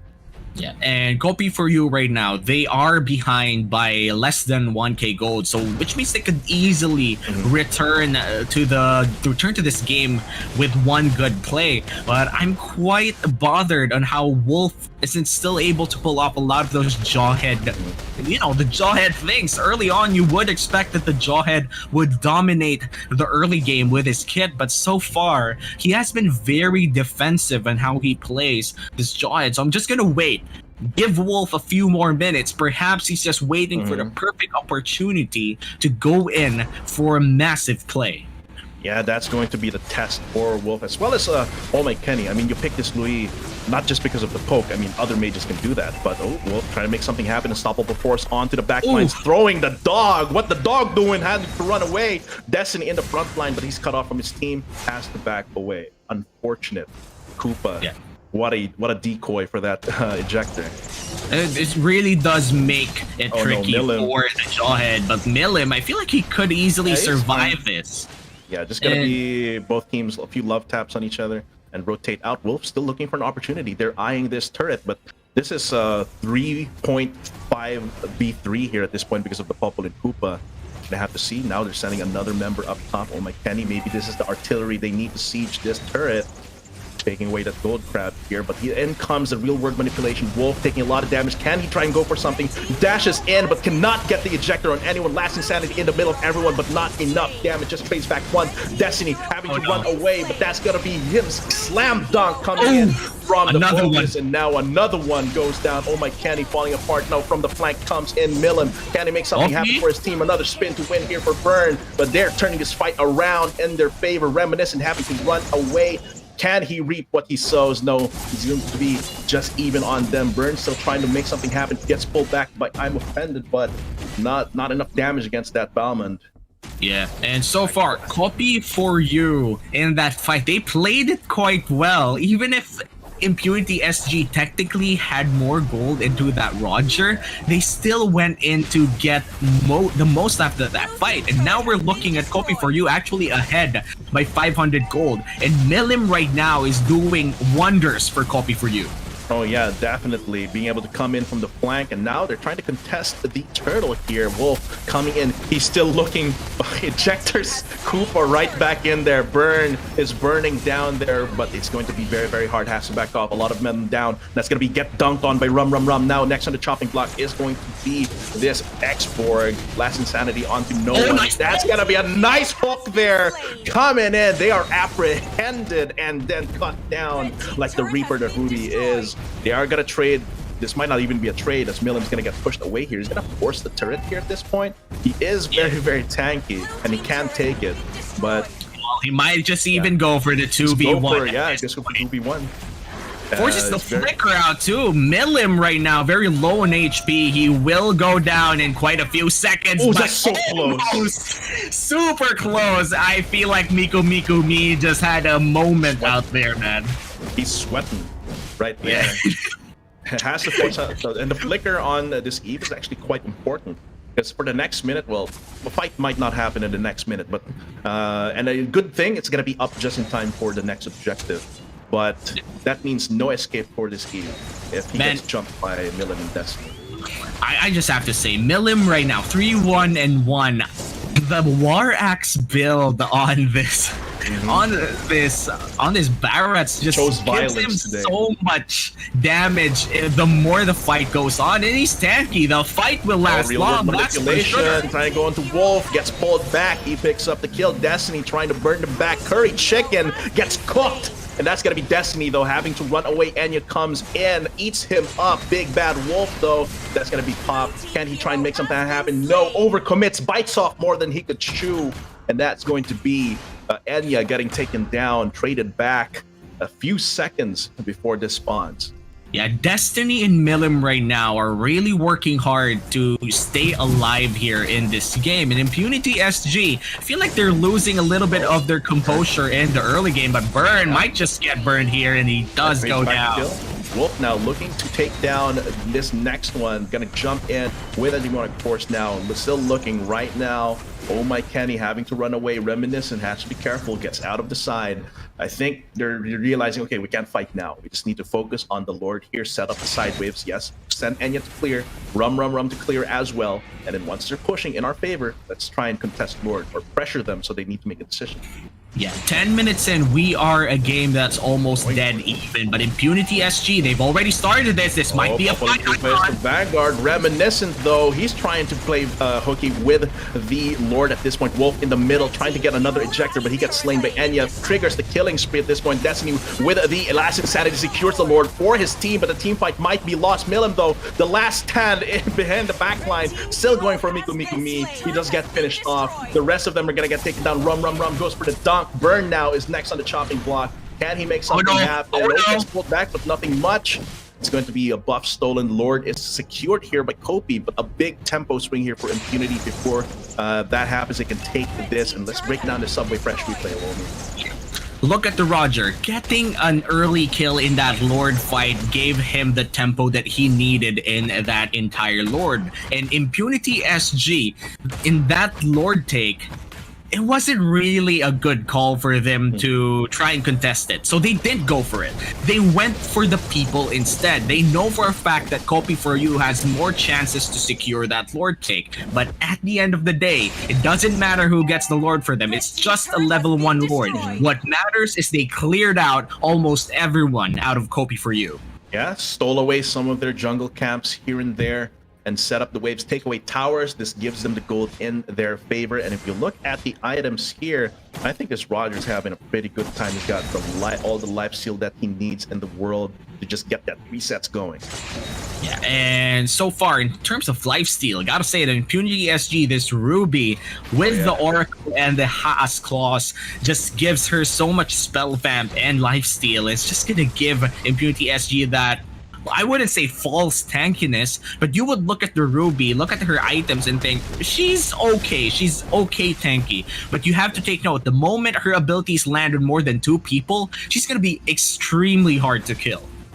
Just eats those souls up.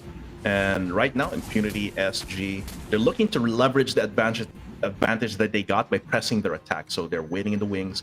Copy for you. I mean, they have to push out their lanes eventually. And what do they do after pushing the lanes? Get their jungle camps, maybe check around these brushes. But now, seems like they're not going to take the bait. They're going onto the bottom side. Maybe they're eyeing that turret because it's the only last one standing in the outer layer here for Impunity.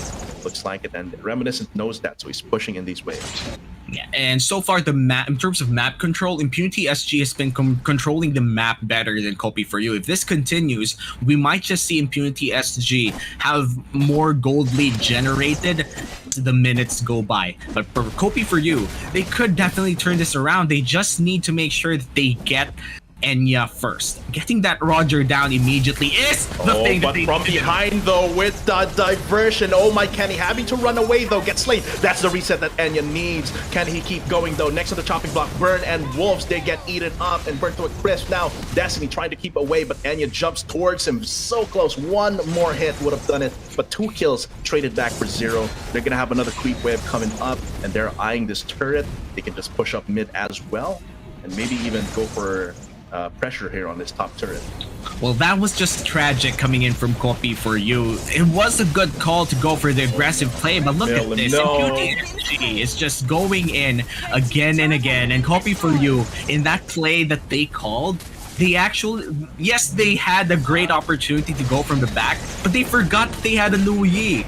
Lu Yi is not exactly the tanky mage that you want to leave behind. She's not mobile as well. The moment that Lu Yi was left alone, immediately Enya goes for her, and that's the reset. As you said, the reset that Enya needs in that entire fight. Yeah, just combined with everything about Roger getting the killing spree as well. And I think Impunity knows this, that in the team fight, they have to get Enya those kills fast. So Enya, eyes on the prize, nose on the prey, they go straight for the hunt. And I'd just like to commend everyone else in the team, but Rum has been doing a very good job at keeping Copy for You in check. They don't make sure that they're not together as a team, because it's very, very easy to just get splash damage by the Malefic Terror. This incentivizes them jumping in. They get the Lord, the second Lord, I think, and that's going to be marching down mid lane. They're setting up the waves in the side. I think Reminiscent is okay. They're not sending anyone to the top side just yet, but I think that will be pushing very, very soon.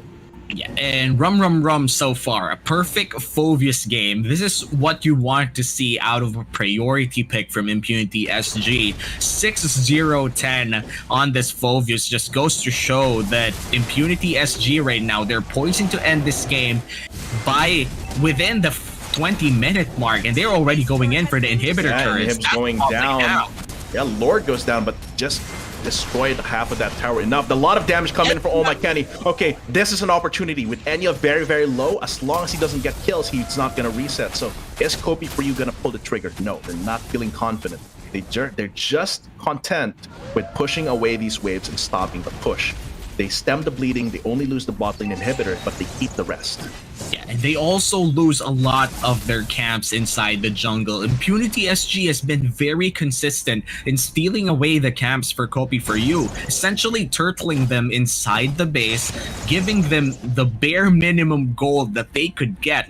And this is why we've seen the gold lead just jump into a 500 gold lead into an almost 10k gold lead in a few minutes. And Impunity SG, when they smelled that that Copy for You is already weakening their forces, they just went for it. They went in for the decisive strikes. They went in for the decisive maneuvers to just get in and get the gold that they need to end this. And once again, stealing more resources away from Copy for You. And this is a kind of a comp, right? Copy for You's comp, focusing everything on enabling that Barats.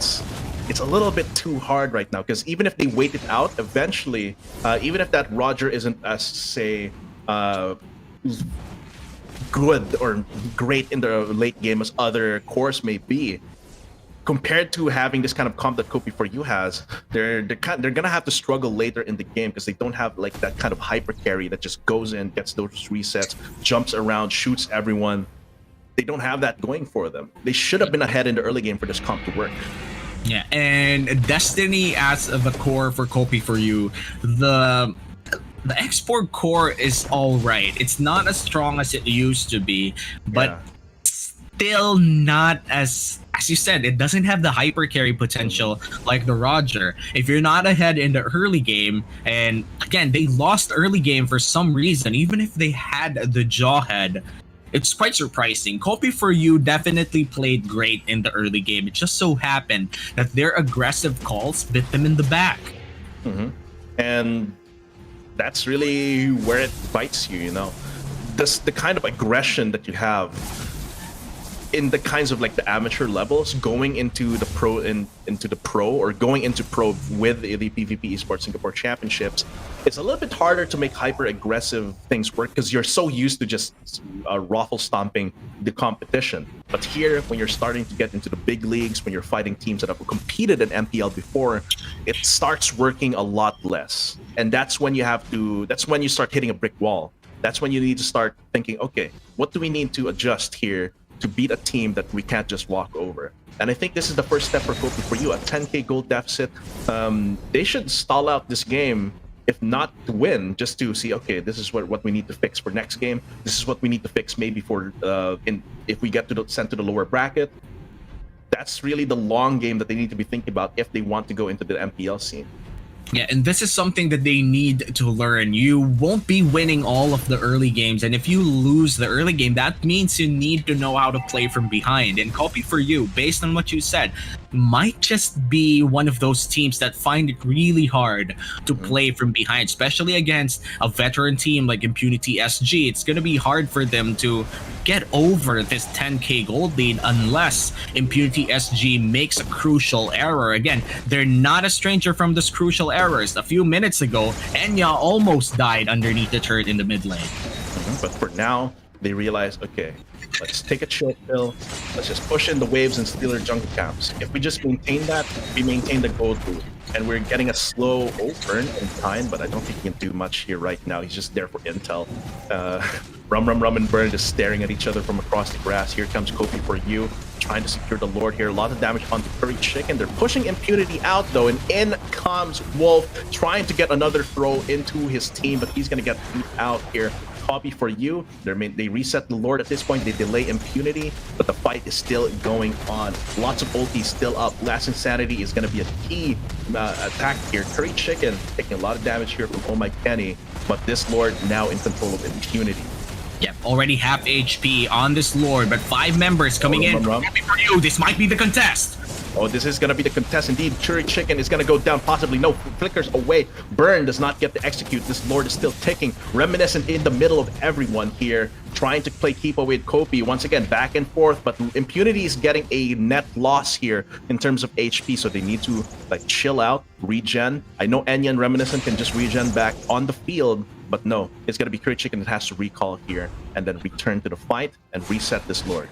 Yeah, and Oh My Kenny definitely played that entire fight well, landing a crucial combo on Curry Chicken. Just gave them the control that they need to in that Lord area to contest that Lord. Again, they're down 12k. They're down 8k, which is a significant gold lead. With that big combo, if you do that again, they might just be able to stall for this Lord. Oh, real world manipulation here is already getting burned to try and control this area, but it's just out of range to where Reminiscent is. But they're controlling this area, but the Lord is still up and running. This is Kopi for you's key. They have to use the Lord as one of their fake allies, you know, use the Lord's damage, use the Lord's misposition, but now Burn's gonna get taken down. A lot of damage here coming in from Wolf and Destiny though. That is gonna be Enya shut down. Uh-oh, that might be where it falls apart. The House of Cards. Curry Chicken still trying to make something happen. He's regenning a lot just from virtue of being a Bubble and Koopa here, but it's gonna be Rum still dunking him out. Reminiscent, look at the regen on his HP, always at the sliver of health.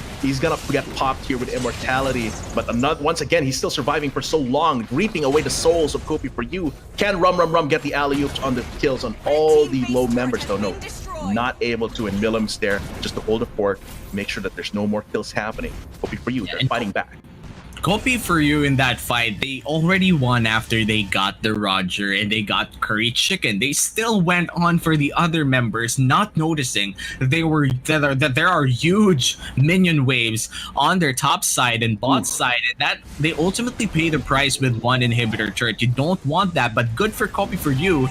Wolf got 2 kills out of that. That's a lot of gold for the Jawhead. Possibly would make a good return or a comeback play for them if they're real world manipulation. Miku Mi is untouched. Miku Mi straight to your heart here. Wolf taking a lot of damage. Oh my Kenny, next on the chopping block. Godlike here, perfect game here for Rum. Now's his chance to get all these multi kills. Dunking around, constantly getting those executes there. Immortality's gonna get popped here. Milla, can he survive? Destiny, he's gonna be the last bastion of damage that they have, but Miku Mi stabs him with his magic, and that's going to be 4 members down. Only Burn remaining. Okay, Impunity smells it. They can finish this game. Oh my lord, a lethal counter. Sneaky. They're gonna go try and take this turret, but Burn, he's gonna get his HP burned down here at this point. Gonna pop Immortality, but I think that's a game. Don't think without his ulti, he's gonna be able to run that back. And Impunity, after a few mistakes, still keeps the lead here and gets 1-0 in this best of 3.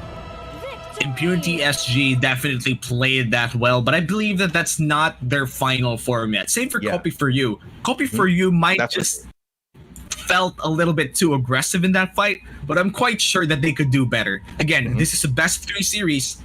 They could definitely try to do better in game number 2 to extend this into a 3-game series. But looking at how Impunity SG capitalizes on big leads, it's going to be a hard way for Kopi for you to go back in this series. Yeah, and I think because of their experience, they know a little bit better how to work with stalemates. You know, earlier it was kind of back and forth. Kopi for you and Impunity both like punching each other, but no one really getting the really knockout blow. And then they get that lead, 2K, 4K, 8K. They maintain that while looking for an opportunity. And in the end, they made a few mistakes there that were really deadly, but because I think it's Kopi for you's comp as well. It was very difficult for them to get going in the later fights because they focus everything here on Destiny, on this export. They didn't really have someone that can really stay in the fight, deal safe damage, and then get those crits out. It's just, I think the draft might be a little bit putting their eggs too much in the basket of winning the early game. Yeah, and so far, I have to say that game from Rum, 8-0 and 12, a perfect game coming in from the Phoveus pickup. Again, that was the priority pick for Impunity SG in game number 1, and just goes to show on how planned that Phoveus pick was for the side of Impunity SG. Let's see if Kopi for you will respect ban that Phoveus, because definitely they found it very hard to deal with that Phoveus. And what you want to do when you see a game like that is just to take it out of the mix, fam. 8-0 and 12 doesn't happen every day, especially in a big stage like this. Yeah, but then at that point, what do you leave open? You know, that because you already have your 3 bans that you specifically chose for the first game. You're gonna have to give one of those up, especially if Kopi for you is still on red side in game 2. That means they're not going to have that priority on the blue side. Yeah, and that means that they need to make sure that when they do their first rotation bans, they don't leave any boxes unchecked. But it's not going to be possible for the side of Kopi for you. Impunity SG, I'm quite sure that they know how to play with a lot of heroes. Same with Kopi for you. So banning out key heroes, you just need to prioritize which one you don't face. And obviously, you do not want to face that Phoveus for a second time unless you're prepared. But at this point, what prepares you from a Phoveus pickup? There's not much that could counter this Phoveus. Even a Paquito would find it hard to deal with this Phoveus. You could say that the Bane could fight him head on because the Bane innately has no dashes. But fam, it's still gonna be hard to win those team fights because your teammates will have dashes, and for sure the Phoveus would possibly land his skills to someone walking around in a bad spot. And here's a suggestion: wrong neighborhood. Just ban it out. Honestly, 8-0-12. That doesn't happen every day, fam. And I do think that you have to look at it also from a draft, like bigger picture perspective. Phobius acts like a soft bat, right? It means that you can't go for all those like mobility shenanigans that you go for, all those blinks, all those dashes.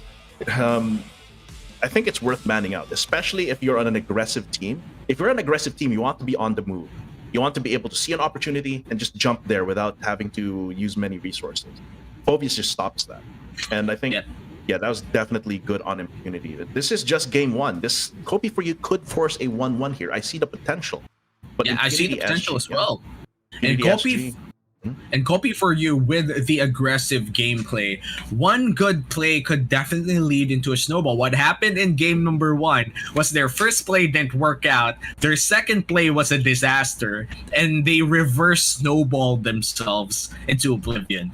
And even if that happened, Kopi for you still had a somewhat decent mid game by evening out the gold score. So definitely, if Kopi for you, imagine if it were the different timeline where they got to that jungle earlier, where they actually got the level 2 play. I'm quite sure Kopi for you could have gotten that win.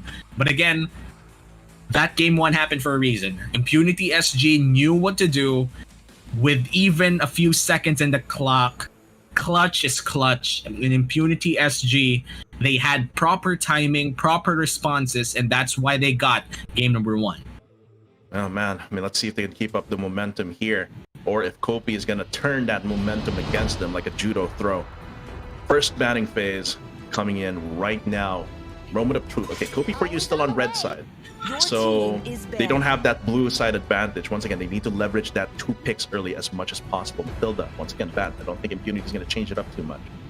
Yeah, Mathilda will still be the first ban for the side of Impunity SG. And for Kopi for you, they do have the options to not immediately go for the Phobius ban. They could go for their standard bans, take out the Hayabusa and the other stuff that they did ban out in game number 1. But I really feel like that they should at least adjust their third ban coming into this game.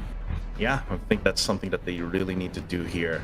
But yeah, right now, feel each other out. Let's see if Impunity sticks with their bans, in which case, Kopi for you, they might need to throw off their game plan by going for that Phobius ban at this point. Export. So there's actually, this time, Impunity's banning out export. They think, okay, this might be one of the picks that they're very, very comfortable with. Let's take it out right now. So they're changing it up a little bit. One of the problems for the side of Kopi for you is if ever they do leave or ban out the Phobius in their third ban, it's gonna leave the Benedetta open for Impunity SG to take in the first rotation. And first rotation Benedetta isn't necessarily the strongest pick that you could get, but it's one of those picks that if you do get, you just gives you a lot of options. It's the most versatile hero out there, mainly because she delivers a lot of things. Delivers AoE damage, delivers mobility, and overall just one of the best heroes out there in whatever meta you present. So getting that focus ban on the third slot for the side of Kopi for you means Impunity SG could definitely take it as a priority pick. Yeah, it's a pick your poison situation, you know. You ban out the Phobius, the Benedetta might be open. If you ban out the Benedetta again, you're gonna have to deal with the Phobius, which was a big factor of why Kopi for you lost in the game 1. So moment of truth now. Which is it gonna be, Kopi for you? If it is the Phobius ban, okay, so it's a Paquito ban still. So they're still staying with their same bans. They say, okay, our bans earlier were fine. Impunity, I don't think they're gonna go for that. Okay, you're still going for the Phobius. I mean, if it's not broken, why fix it? Yep. You know what? I almost had a heart attack in that moment. I thought it was already a Mia lock-in. In which case, I would be surprised. I would be interested to see if it's actually gonna work. So, the Yisun Shin, this was banned out from the side of Impunity SG in game number 1. Let's see if there's a reason behind that target ban. Looks like Kopi for you is very, very attuned to this Yisun Shin pick, and they're gonna go for the Louis again. So this is actually like they deliberately chose Louis here for their comp. So even Jawhead, now they're picking away the Jawhead here, denying it from Kopi for you. But still, I like the combo. You get intel with Mountain Shocker, and then you get your diversion out to go for a vulnerable spot. I like it. It's very like big brain Zhuge Liang kind of deal, but Let's see if it works out. Let's see if Copy for You can make that happen for them. Barats is going to be the pickup here. Your Once team again, is banning. very, very beefy front line here, ready to enable the Season Shin and this Louis. Let's see what else they pick up here for their second rotation of bans.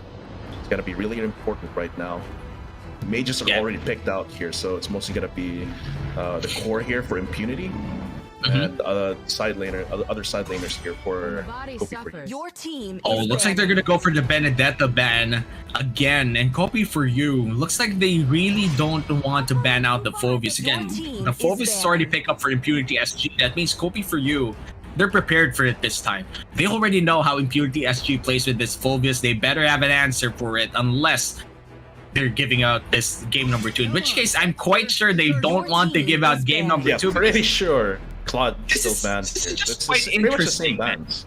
Yeah, this very interesting draft coming in from Copy for You. They have the Yi Sun Shin, they have the Luo Yi. This is not an aggressive composition. This is very much the opposite of an aggressive composition. Yeah, definitely. Yes, you need to hold out, get that farm for the Eastern Shin. But I do like it. I feel like it has potential. Maybe this is Copy for You telling us, okay, we're not just gorillas. We're chimpanzees too. We can think, right? We can think. We have big monkey brain.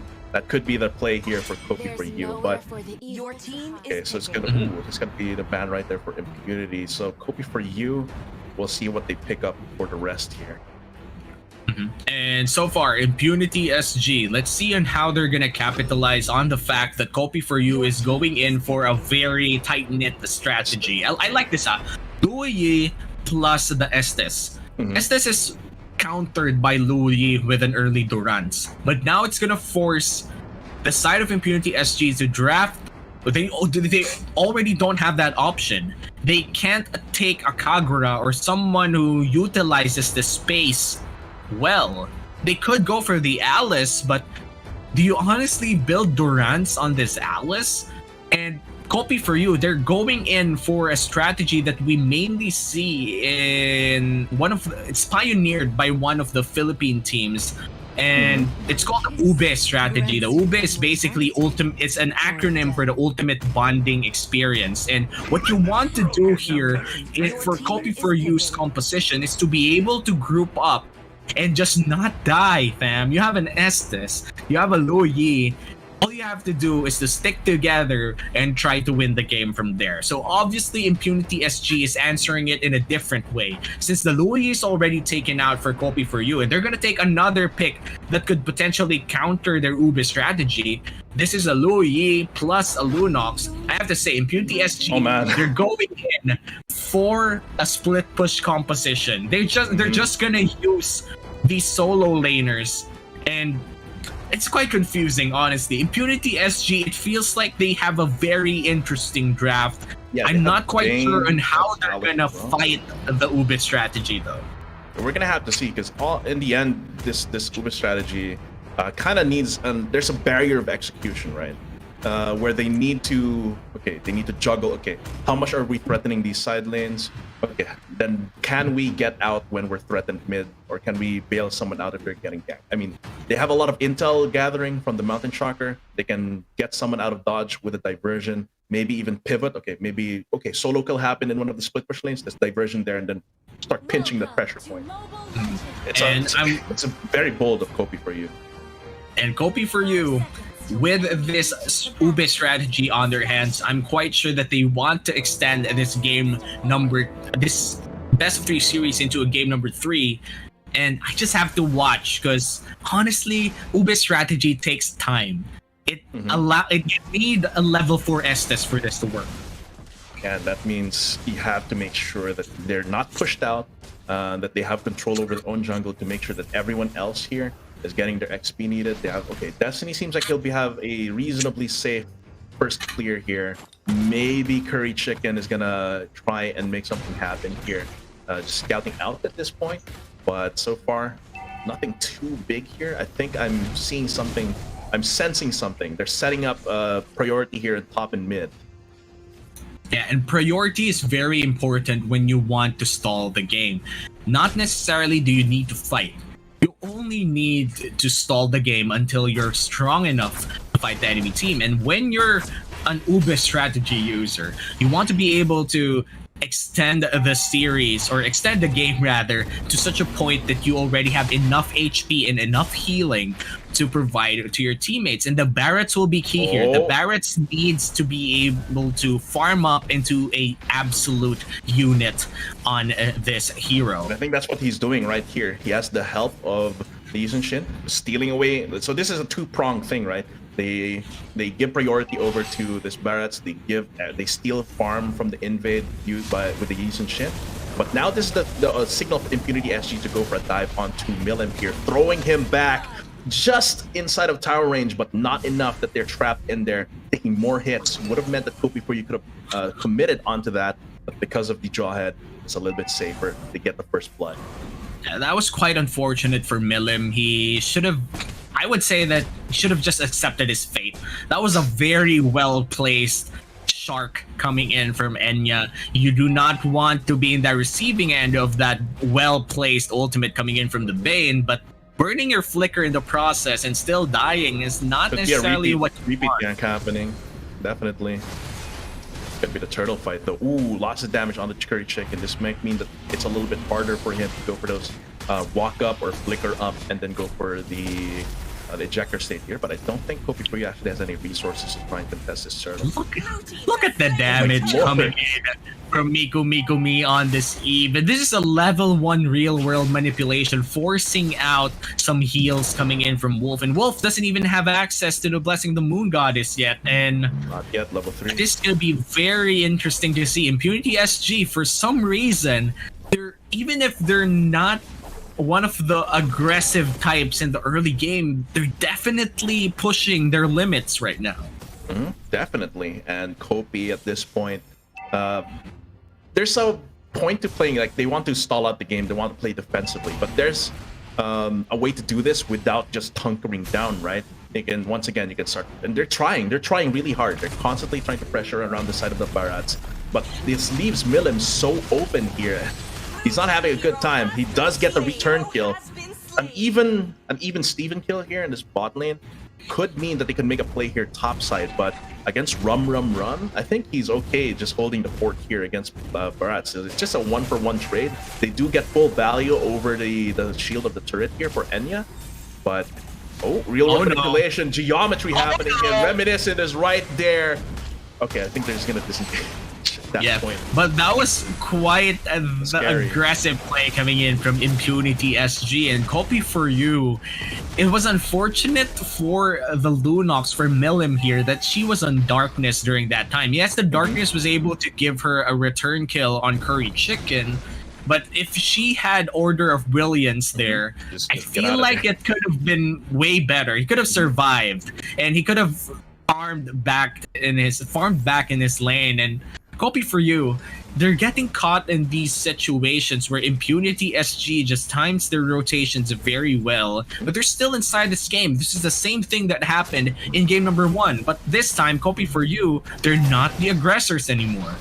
Yeah, but right now, oh no, that's gonna be Burn taking a lot of damage. This Barretts is beefy, but Rum. Ooh, perfect push away there coming in from Wolf, but Burn still taking a lot of damage, having to jump away, misses the lick there for the ulti, and that's gonna be a kill onto Enya, having to run away. Oh my, can he finish off the kill? Taking a lot of damage to Rum. Can he go for it? Curry Chicken survives with a sliver of HP, and that's gonna be Rum being able to get that kill in the end. Mikumi, he's playing the game here, trying to get that kill, but it's not gonna happen. It's a little bit of a back and forth there, but Impunity definitely on the aggressor side. Yeah, 2-for-1 in that trade. Impunity SG is still ahead by 900 gold. You want to be in that place for the next 5 minutes if you're Impunity SG. For Kopi for you though, the moment we enter that 10-minute mark, you should be able to fight already. You're running an Estes strat with a Yizun Shin. By the 10-minute mark, they should be able to pull off a good fight for their side. Meanwhile, for Impunity SG, the time is now or late game. They can't respond to this. They're just gonna have to stall this game or make more aggressive plays just like the one in that bottom lane. Yeah, they might even get the turret here once the wave crashes, but Turtle for Kopi for you definitely keeps them in pace for that 10-minute target. looking at the gold earlier, do you think that Kopi for you is on par, or are they too slow right now when it comes to getting the gold for these Shin? Well, right now, Kopi for you, they're definitely giving the gold all around the members here. But look at this. We have seen this for the third or fourth time already. Impunity SG with a perfect setup during their sieges. And it just goes to show that Jungle Bane in their pickup allows them to siege more with even more pressure because of the ultimate of this Bane. You get the kill from the dive and you get the damage on the turret from the deadly catch. It's definitely, I'm really liking this Bane pickup from Impunity, but for Kopi for you, let's see. They just need to hold out for a few more minutes. The important thing here is that Destiny hasn't died, right? He's still farming, he's going through his rotations, he's even had a few invade steals from Impunity. So by the 10-minute mark, let's see if Kopi for you can start matching that, because the gold lead is very, very small right now. The next turtle is going to spawn. This could be an opportunity here for Impunity to outpace Kopi for you, because right at 7 minutes, Kopi for you might not be ready to fight yet. But we'll see if they force it. Big item pickup coming in from Wolf, a lot of cooldown reduction on that enchanted talisman. And if they do survive in the early burst damage coming in from Impunity SG, it's going to be big trouble for Impunity. And just like that, Curry Chicken almost dying. Oof, that's scary. Forces the recall there. I still think he'll be back just in time for the turtle to spawn.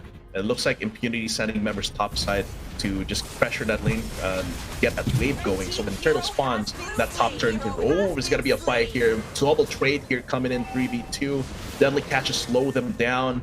This does mean that there's no deadly catch for this turtle. They're one member down for this turtle as well. Actually, no, it's even. It's a bit 1-for-1 trade. But without Milim, maybe Kopi for you might have a harder time controlling this turtle, especially with the Barats on the top side. Yeah, and so far, Kopi for you, I feel like they're gonna give away this turtle for the side of Impunity SG in exchange of a turret potentially on the top side. But the Alice is already there, will be able to defend that turret. And Burn right now, looking at the stats, 0, 1, and 1 on this Barats. You'll want to be able to get more gold. Again, 1 more minute or 2 more minutes for the side of Kopi for you. I really think that they could fight this if they stall for a bit more. Yeah, because we already see how much damage Oh My Kenny and Milim can do from a distance. So it's all about, like, before Impunity can get in, maybe make sure that they're not in the real world manipulation like geometry, and they, after they maybe bait that out from the Eve, they start their own fight on their own terms, get a lot of damage. But it's gonna be Burned, taking a lot of damage, slammed into the wall there by the deadly catch, picks up kill for Reminiscent. That's not what you want to see. Is Kopi for you trading back anything from there? Not really. They just push up the wave, so Impunity gets a free kill. Yeah, and Impunity right now, they're re-establishing their control. Chicken Curry manipulation, perfect, goes for the Order of Brilliance there. Chicken Curry has to get pushed out by the damage from Wolf there, damage from everyone there rather, and there's gonna be Kopi for you taking away these members. But from behind, Rum gets the dunk onto Milim, taking away one big part of their damage. Oh My Kenny's gonna have to hit those shots on his combo right now, as Impunity is looking to start sieging. Yeah, and 35 seconds from now, the first Lord of the game will be spawning. Impunity SG, they have proper map control or better map control against Kopi for you, and this means that they could potentially secure this early Lord. Enya on this Bane has been doing them wonders. I love on how that sieging mechanic works out for them. Even if they don't have a lot of range to begin with, the sheer amount of pressure that Miku Mi and Enya could do in one siege attempt just tells Kopi for you to get out of the way. This is our turret now. Yeah, I mean, if you see these 3 sharks coming up here, and like this purple diamond from the real world manipulation, that just tells you this is our turret. This is no longer your territory. Burn once again getting caught out. Deadly catch being used here. Can they finish off this Barats though? A little bit more damage. Milim taking a lot in the front though. And in comes Reminiscent, but he's gonna get locked down. A lot of damage coming in from Wolf and Oh My Kenny as well. Rum jumping in the corner. This is what he needs. Every single one of them all bunched up together. And that's gonna be 2 splashes on that Malefic Terror. They get 2 kills and traded back for 0. They're gonna get the sword for sure. they almost pulled it off, but they were behind in positioning there. Milim and Destiny weren't really in the best place to fight there, and even if they did have heals coming in from Wolf, it wasn't enough. Mainly because it didn't even land on Milim. Milim was 100 HP, saved himself for a few more seconds with the Order of Brilliance, but on the good side, Wolf was able to heal Burn, but it still didn't get them the win. Oh, a big mega kill streak here, but 2 members traded back. Copy for you. Though I think those are very important shutdowns there. Yes. And they stopped the push. I think they do lose the mid lane inhib, but at least they stopped the wave pushing up on the side lanes. Yeah, and they keep all of inhibitor turrets actually with the Lord marching down top side when they could easily take it down now. And this is a level 1 Lord that we're talking about. So Impunity SG, though they did build somewhat of a good lead with that 3k gold lead, Copy for You is very much still inside this game. The moment that next Lord spawns, and it's a Luminous Lord, for sure the death timers will be longer, and this is going to exert more pressure for Impunity SG. If Copy for You is able to find one good play coming in from Milim here, one Ruby DD with that Holy Crystal could definitely change it all for Copy for You. And I'm not foreshadowing a big Ruby DD play here, but what I'm telling you guys is it's quite possible for that to happen. So Impunity SG, they need to end this game as fast as they can.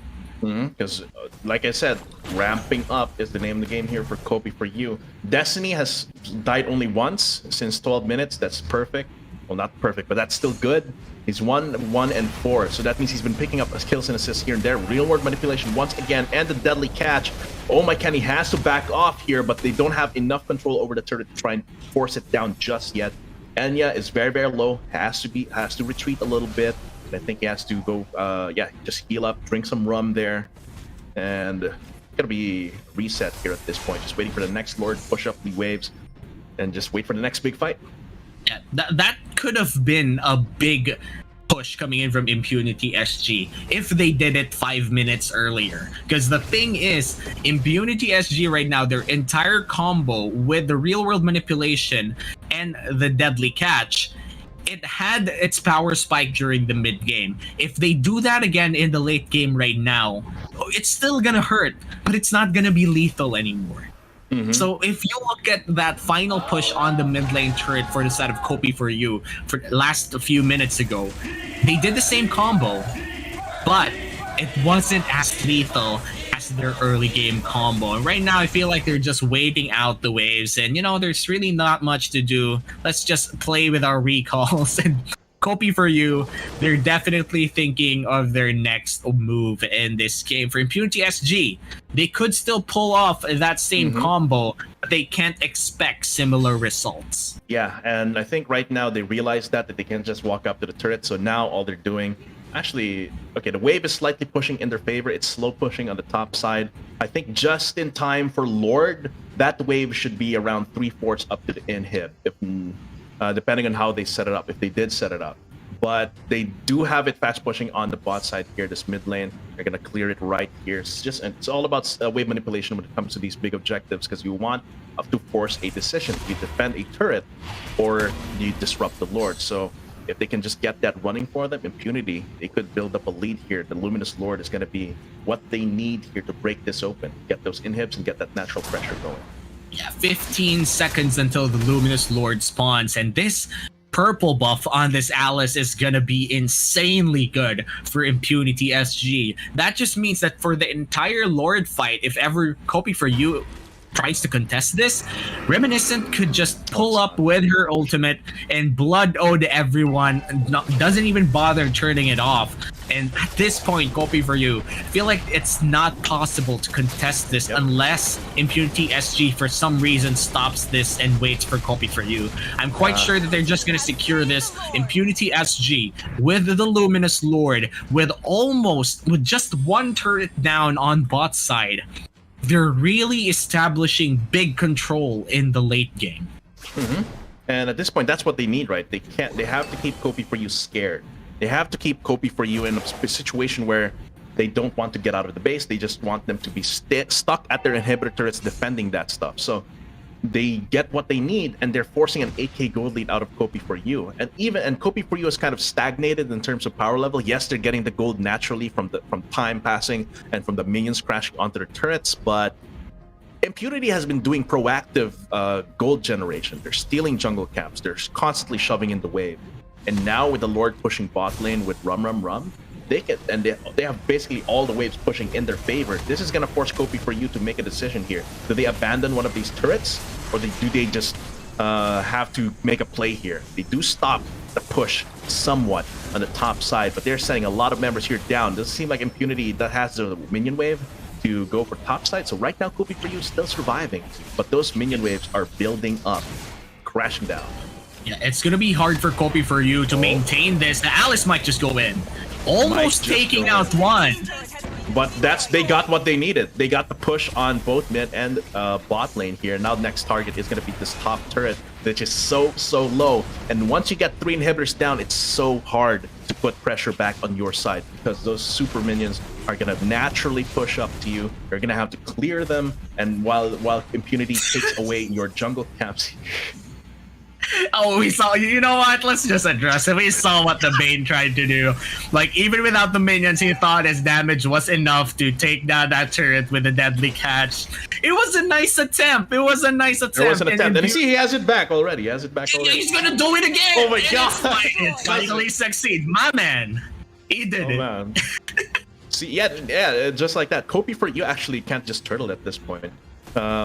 She couldn't turtle at that point because they have Bane at that point. So once again, all waves pushing in. Lord is going to come in a minute and a half, and that might be the one to break it open, because with all these super minions charging up, the waves are going to continue to build. Impunity is going to force Kopi for you to either disrupt this Lord 1 minute and a half from now, or risk getting a huge chunk of their base getting taken out.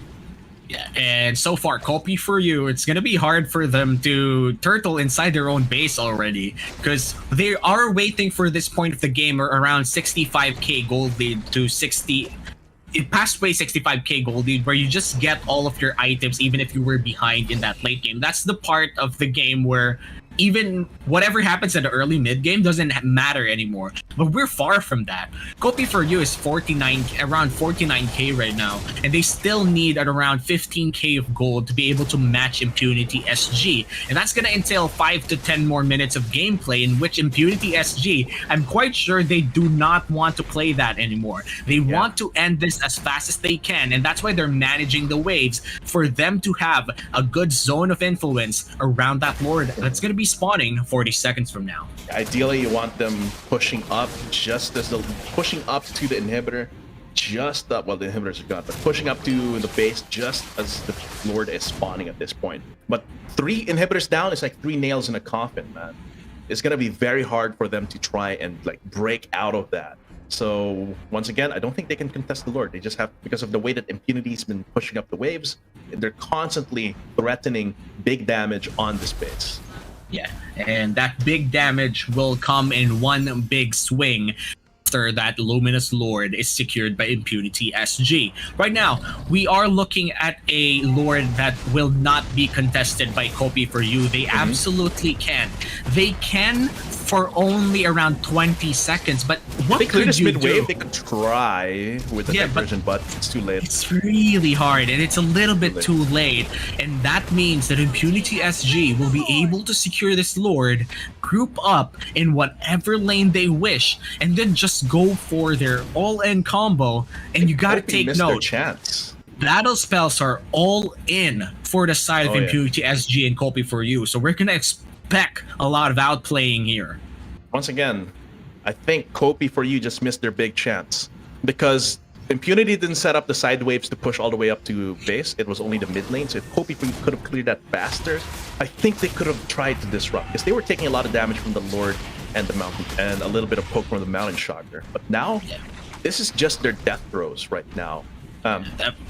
They're just waiting for it to happen, and the last stand, there's only 1 out of 14 million timelines where Kopi for you will be able to defend this, but let's see if they're able to pull off an I am Iron Man moment for this big defense. The Lord is marching in mid lane, might just be the final fight Oh, Reminiscent jumping in with a Blood Ode as well, sucking up all that blood. Orcs marching in.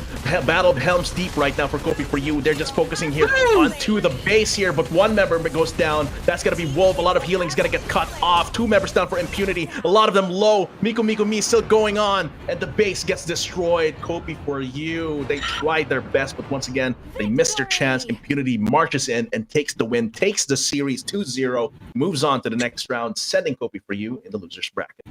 They almost did it. I gotta give it to Kopi for you there. In that final team fight, they got the kills that they wanted. But it's already at the point where the minion waves, the Lord, everyone, everything was already against them. And even if they got a few key kills in that final defense, it no longer mattered. That Lord swinging his giant axe on your base, it was the only thing that mattered for the side of Impunity SG. And with the power of that Bane pick, they were able to finish up that game.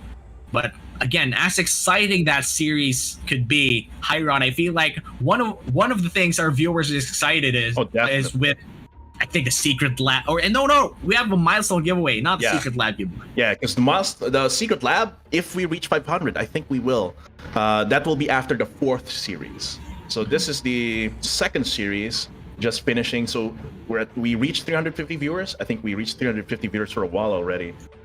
There will be 3 winners of 730 diamonds each. So the first 3 to answer which mobile SIM card can get you 60 gigabytes of data for $20 promotion this weekend, just this weekend, will win 730 diamonds. And remember, and I think they already answered, but just for the mechanics, that's what happens after every match until after the 4th match.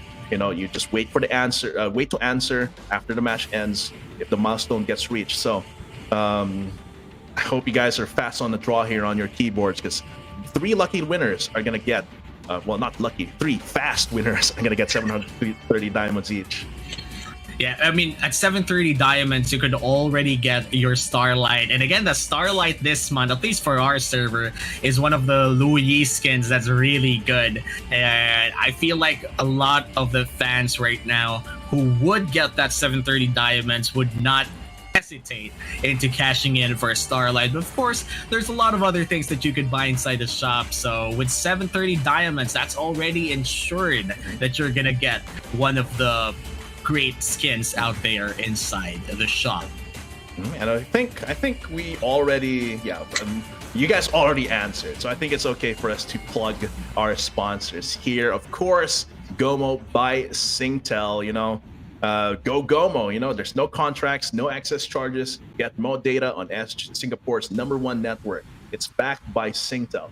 Singtel, Singapore's fastest and widest network. And of course, let's make every day better with Singtel, Asia's leading communications technology group and the largest mobile network operator in Singapore, providing an extensive range of digital and telecommunication services to consumers and businesses. So this is all thanks to them, as well as other sponsors, of course, Subway and Secretlab.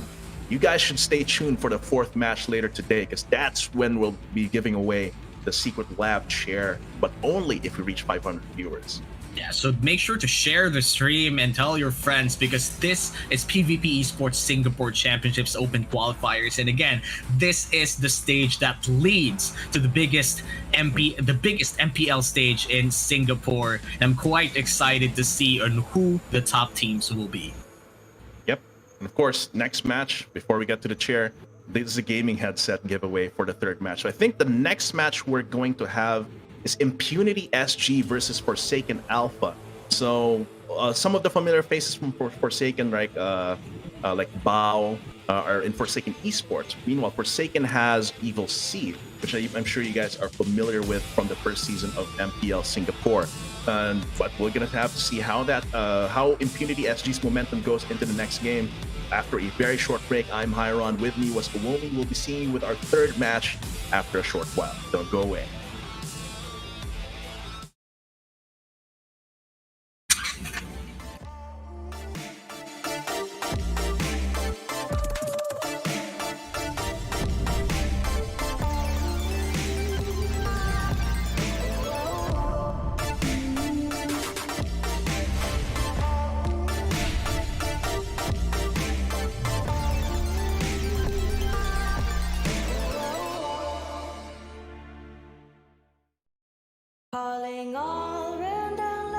Join our nation strong and rich. Where we eat fresh rendang subs. With fragrant spices, so delicious.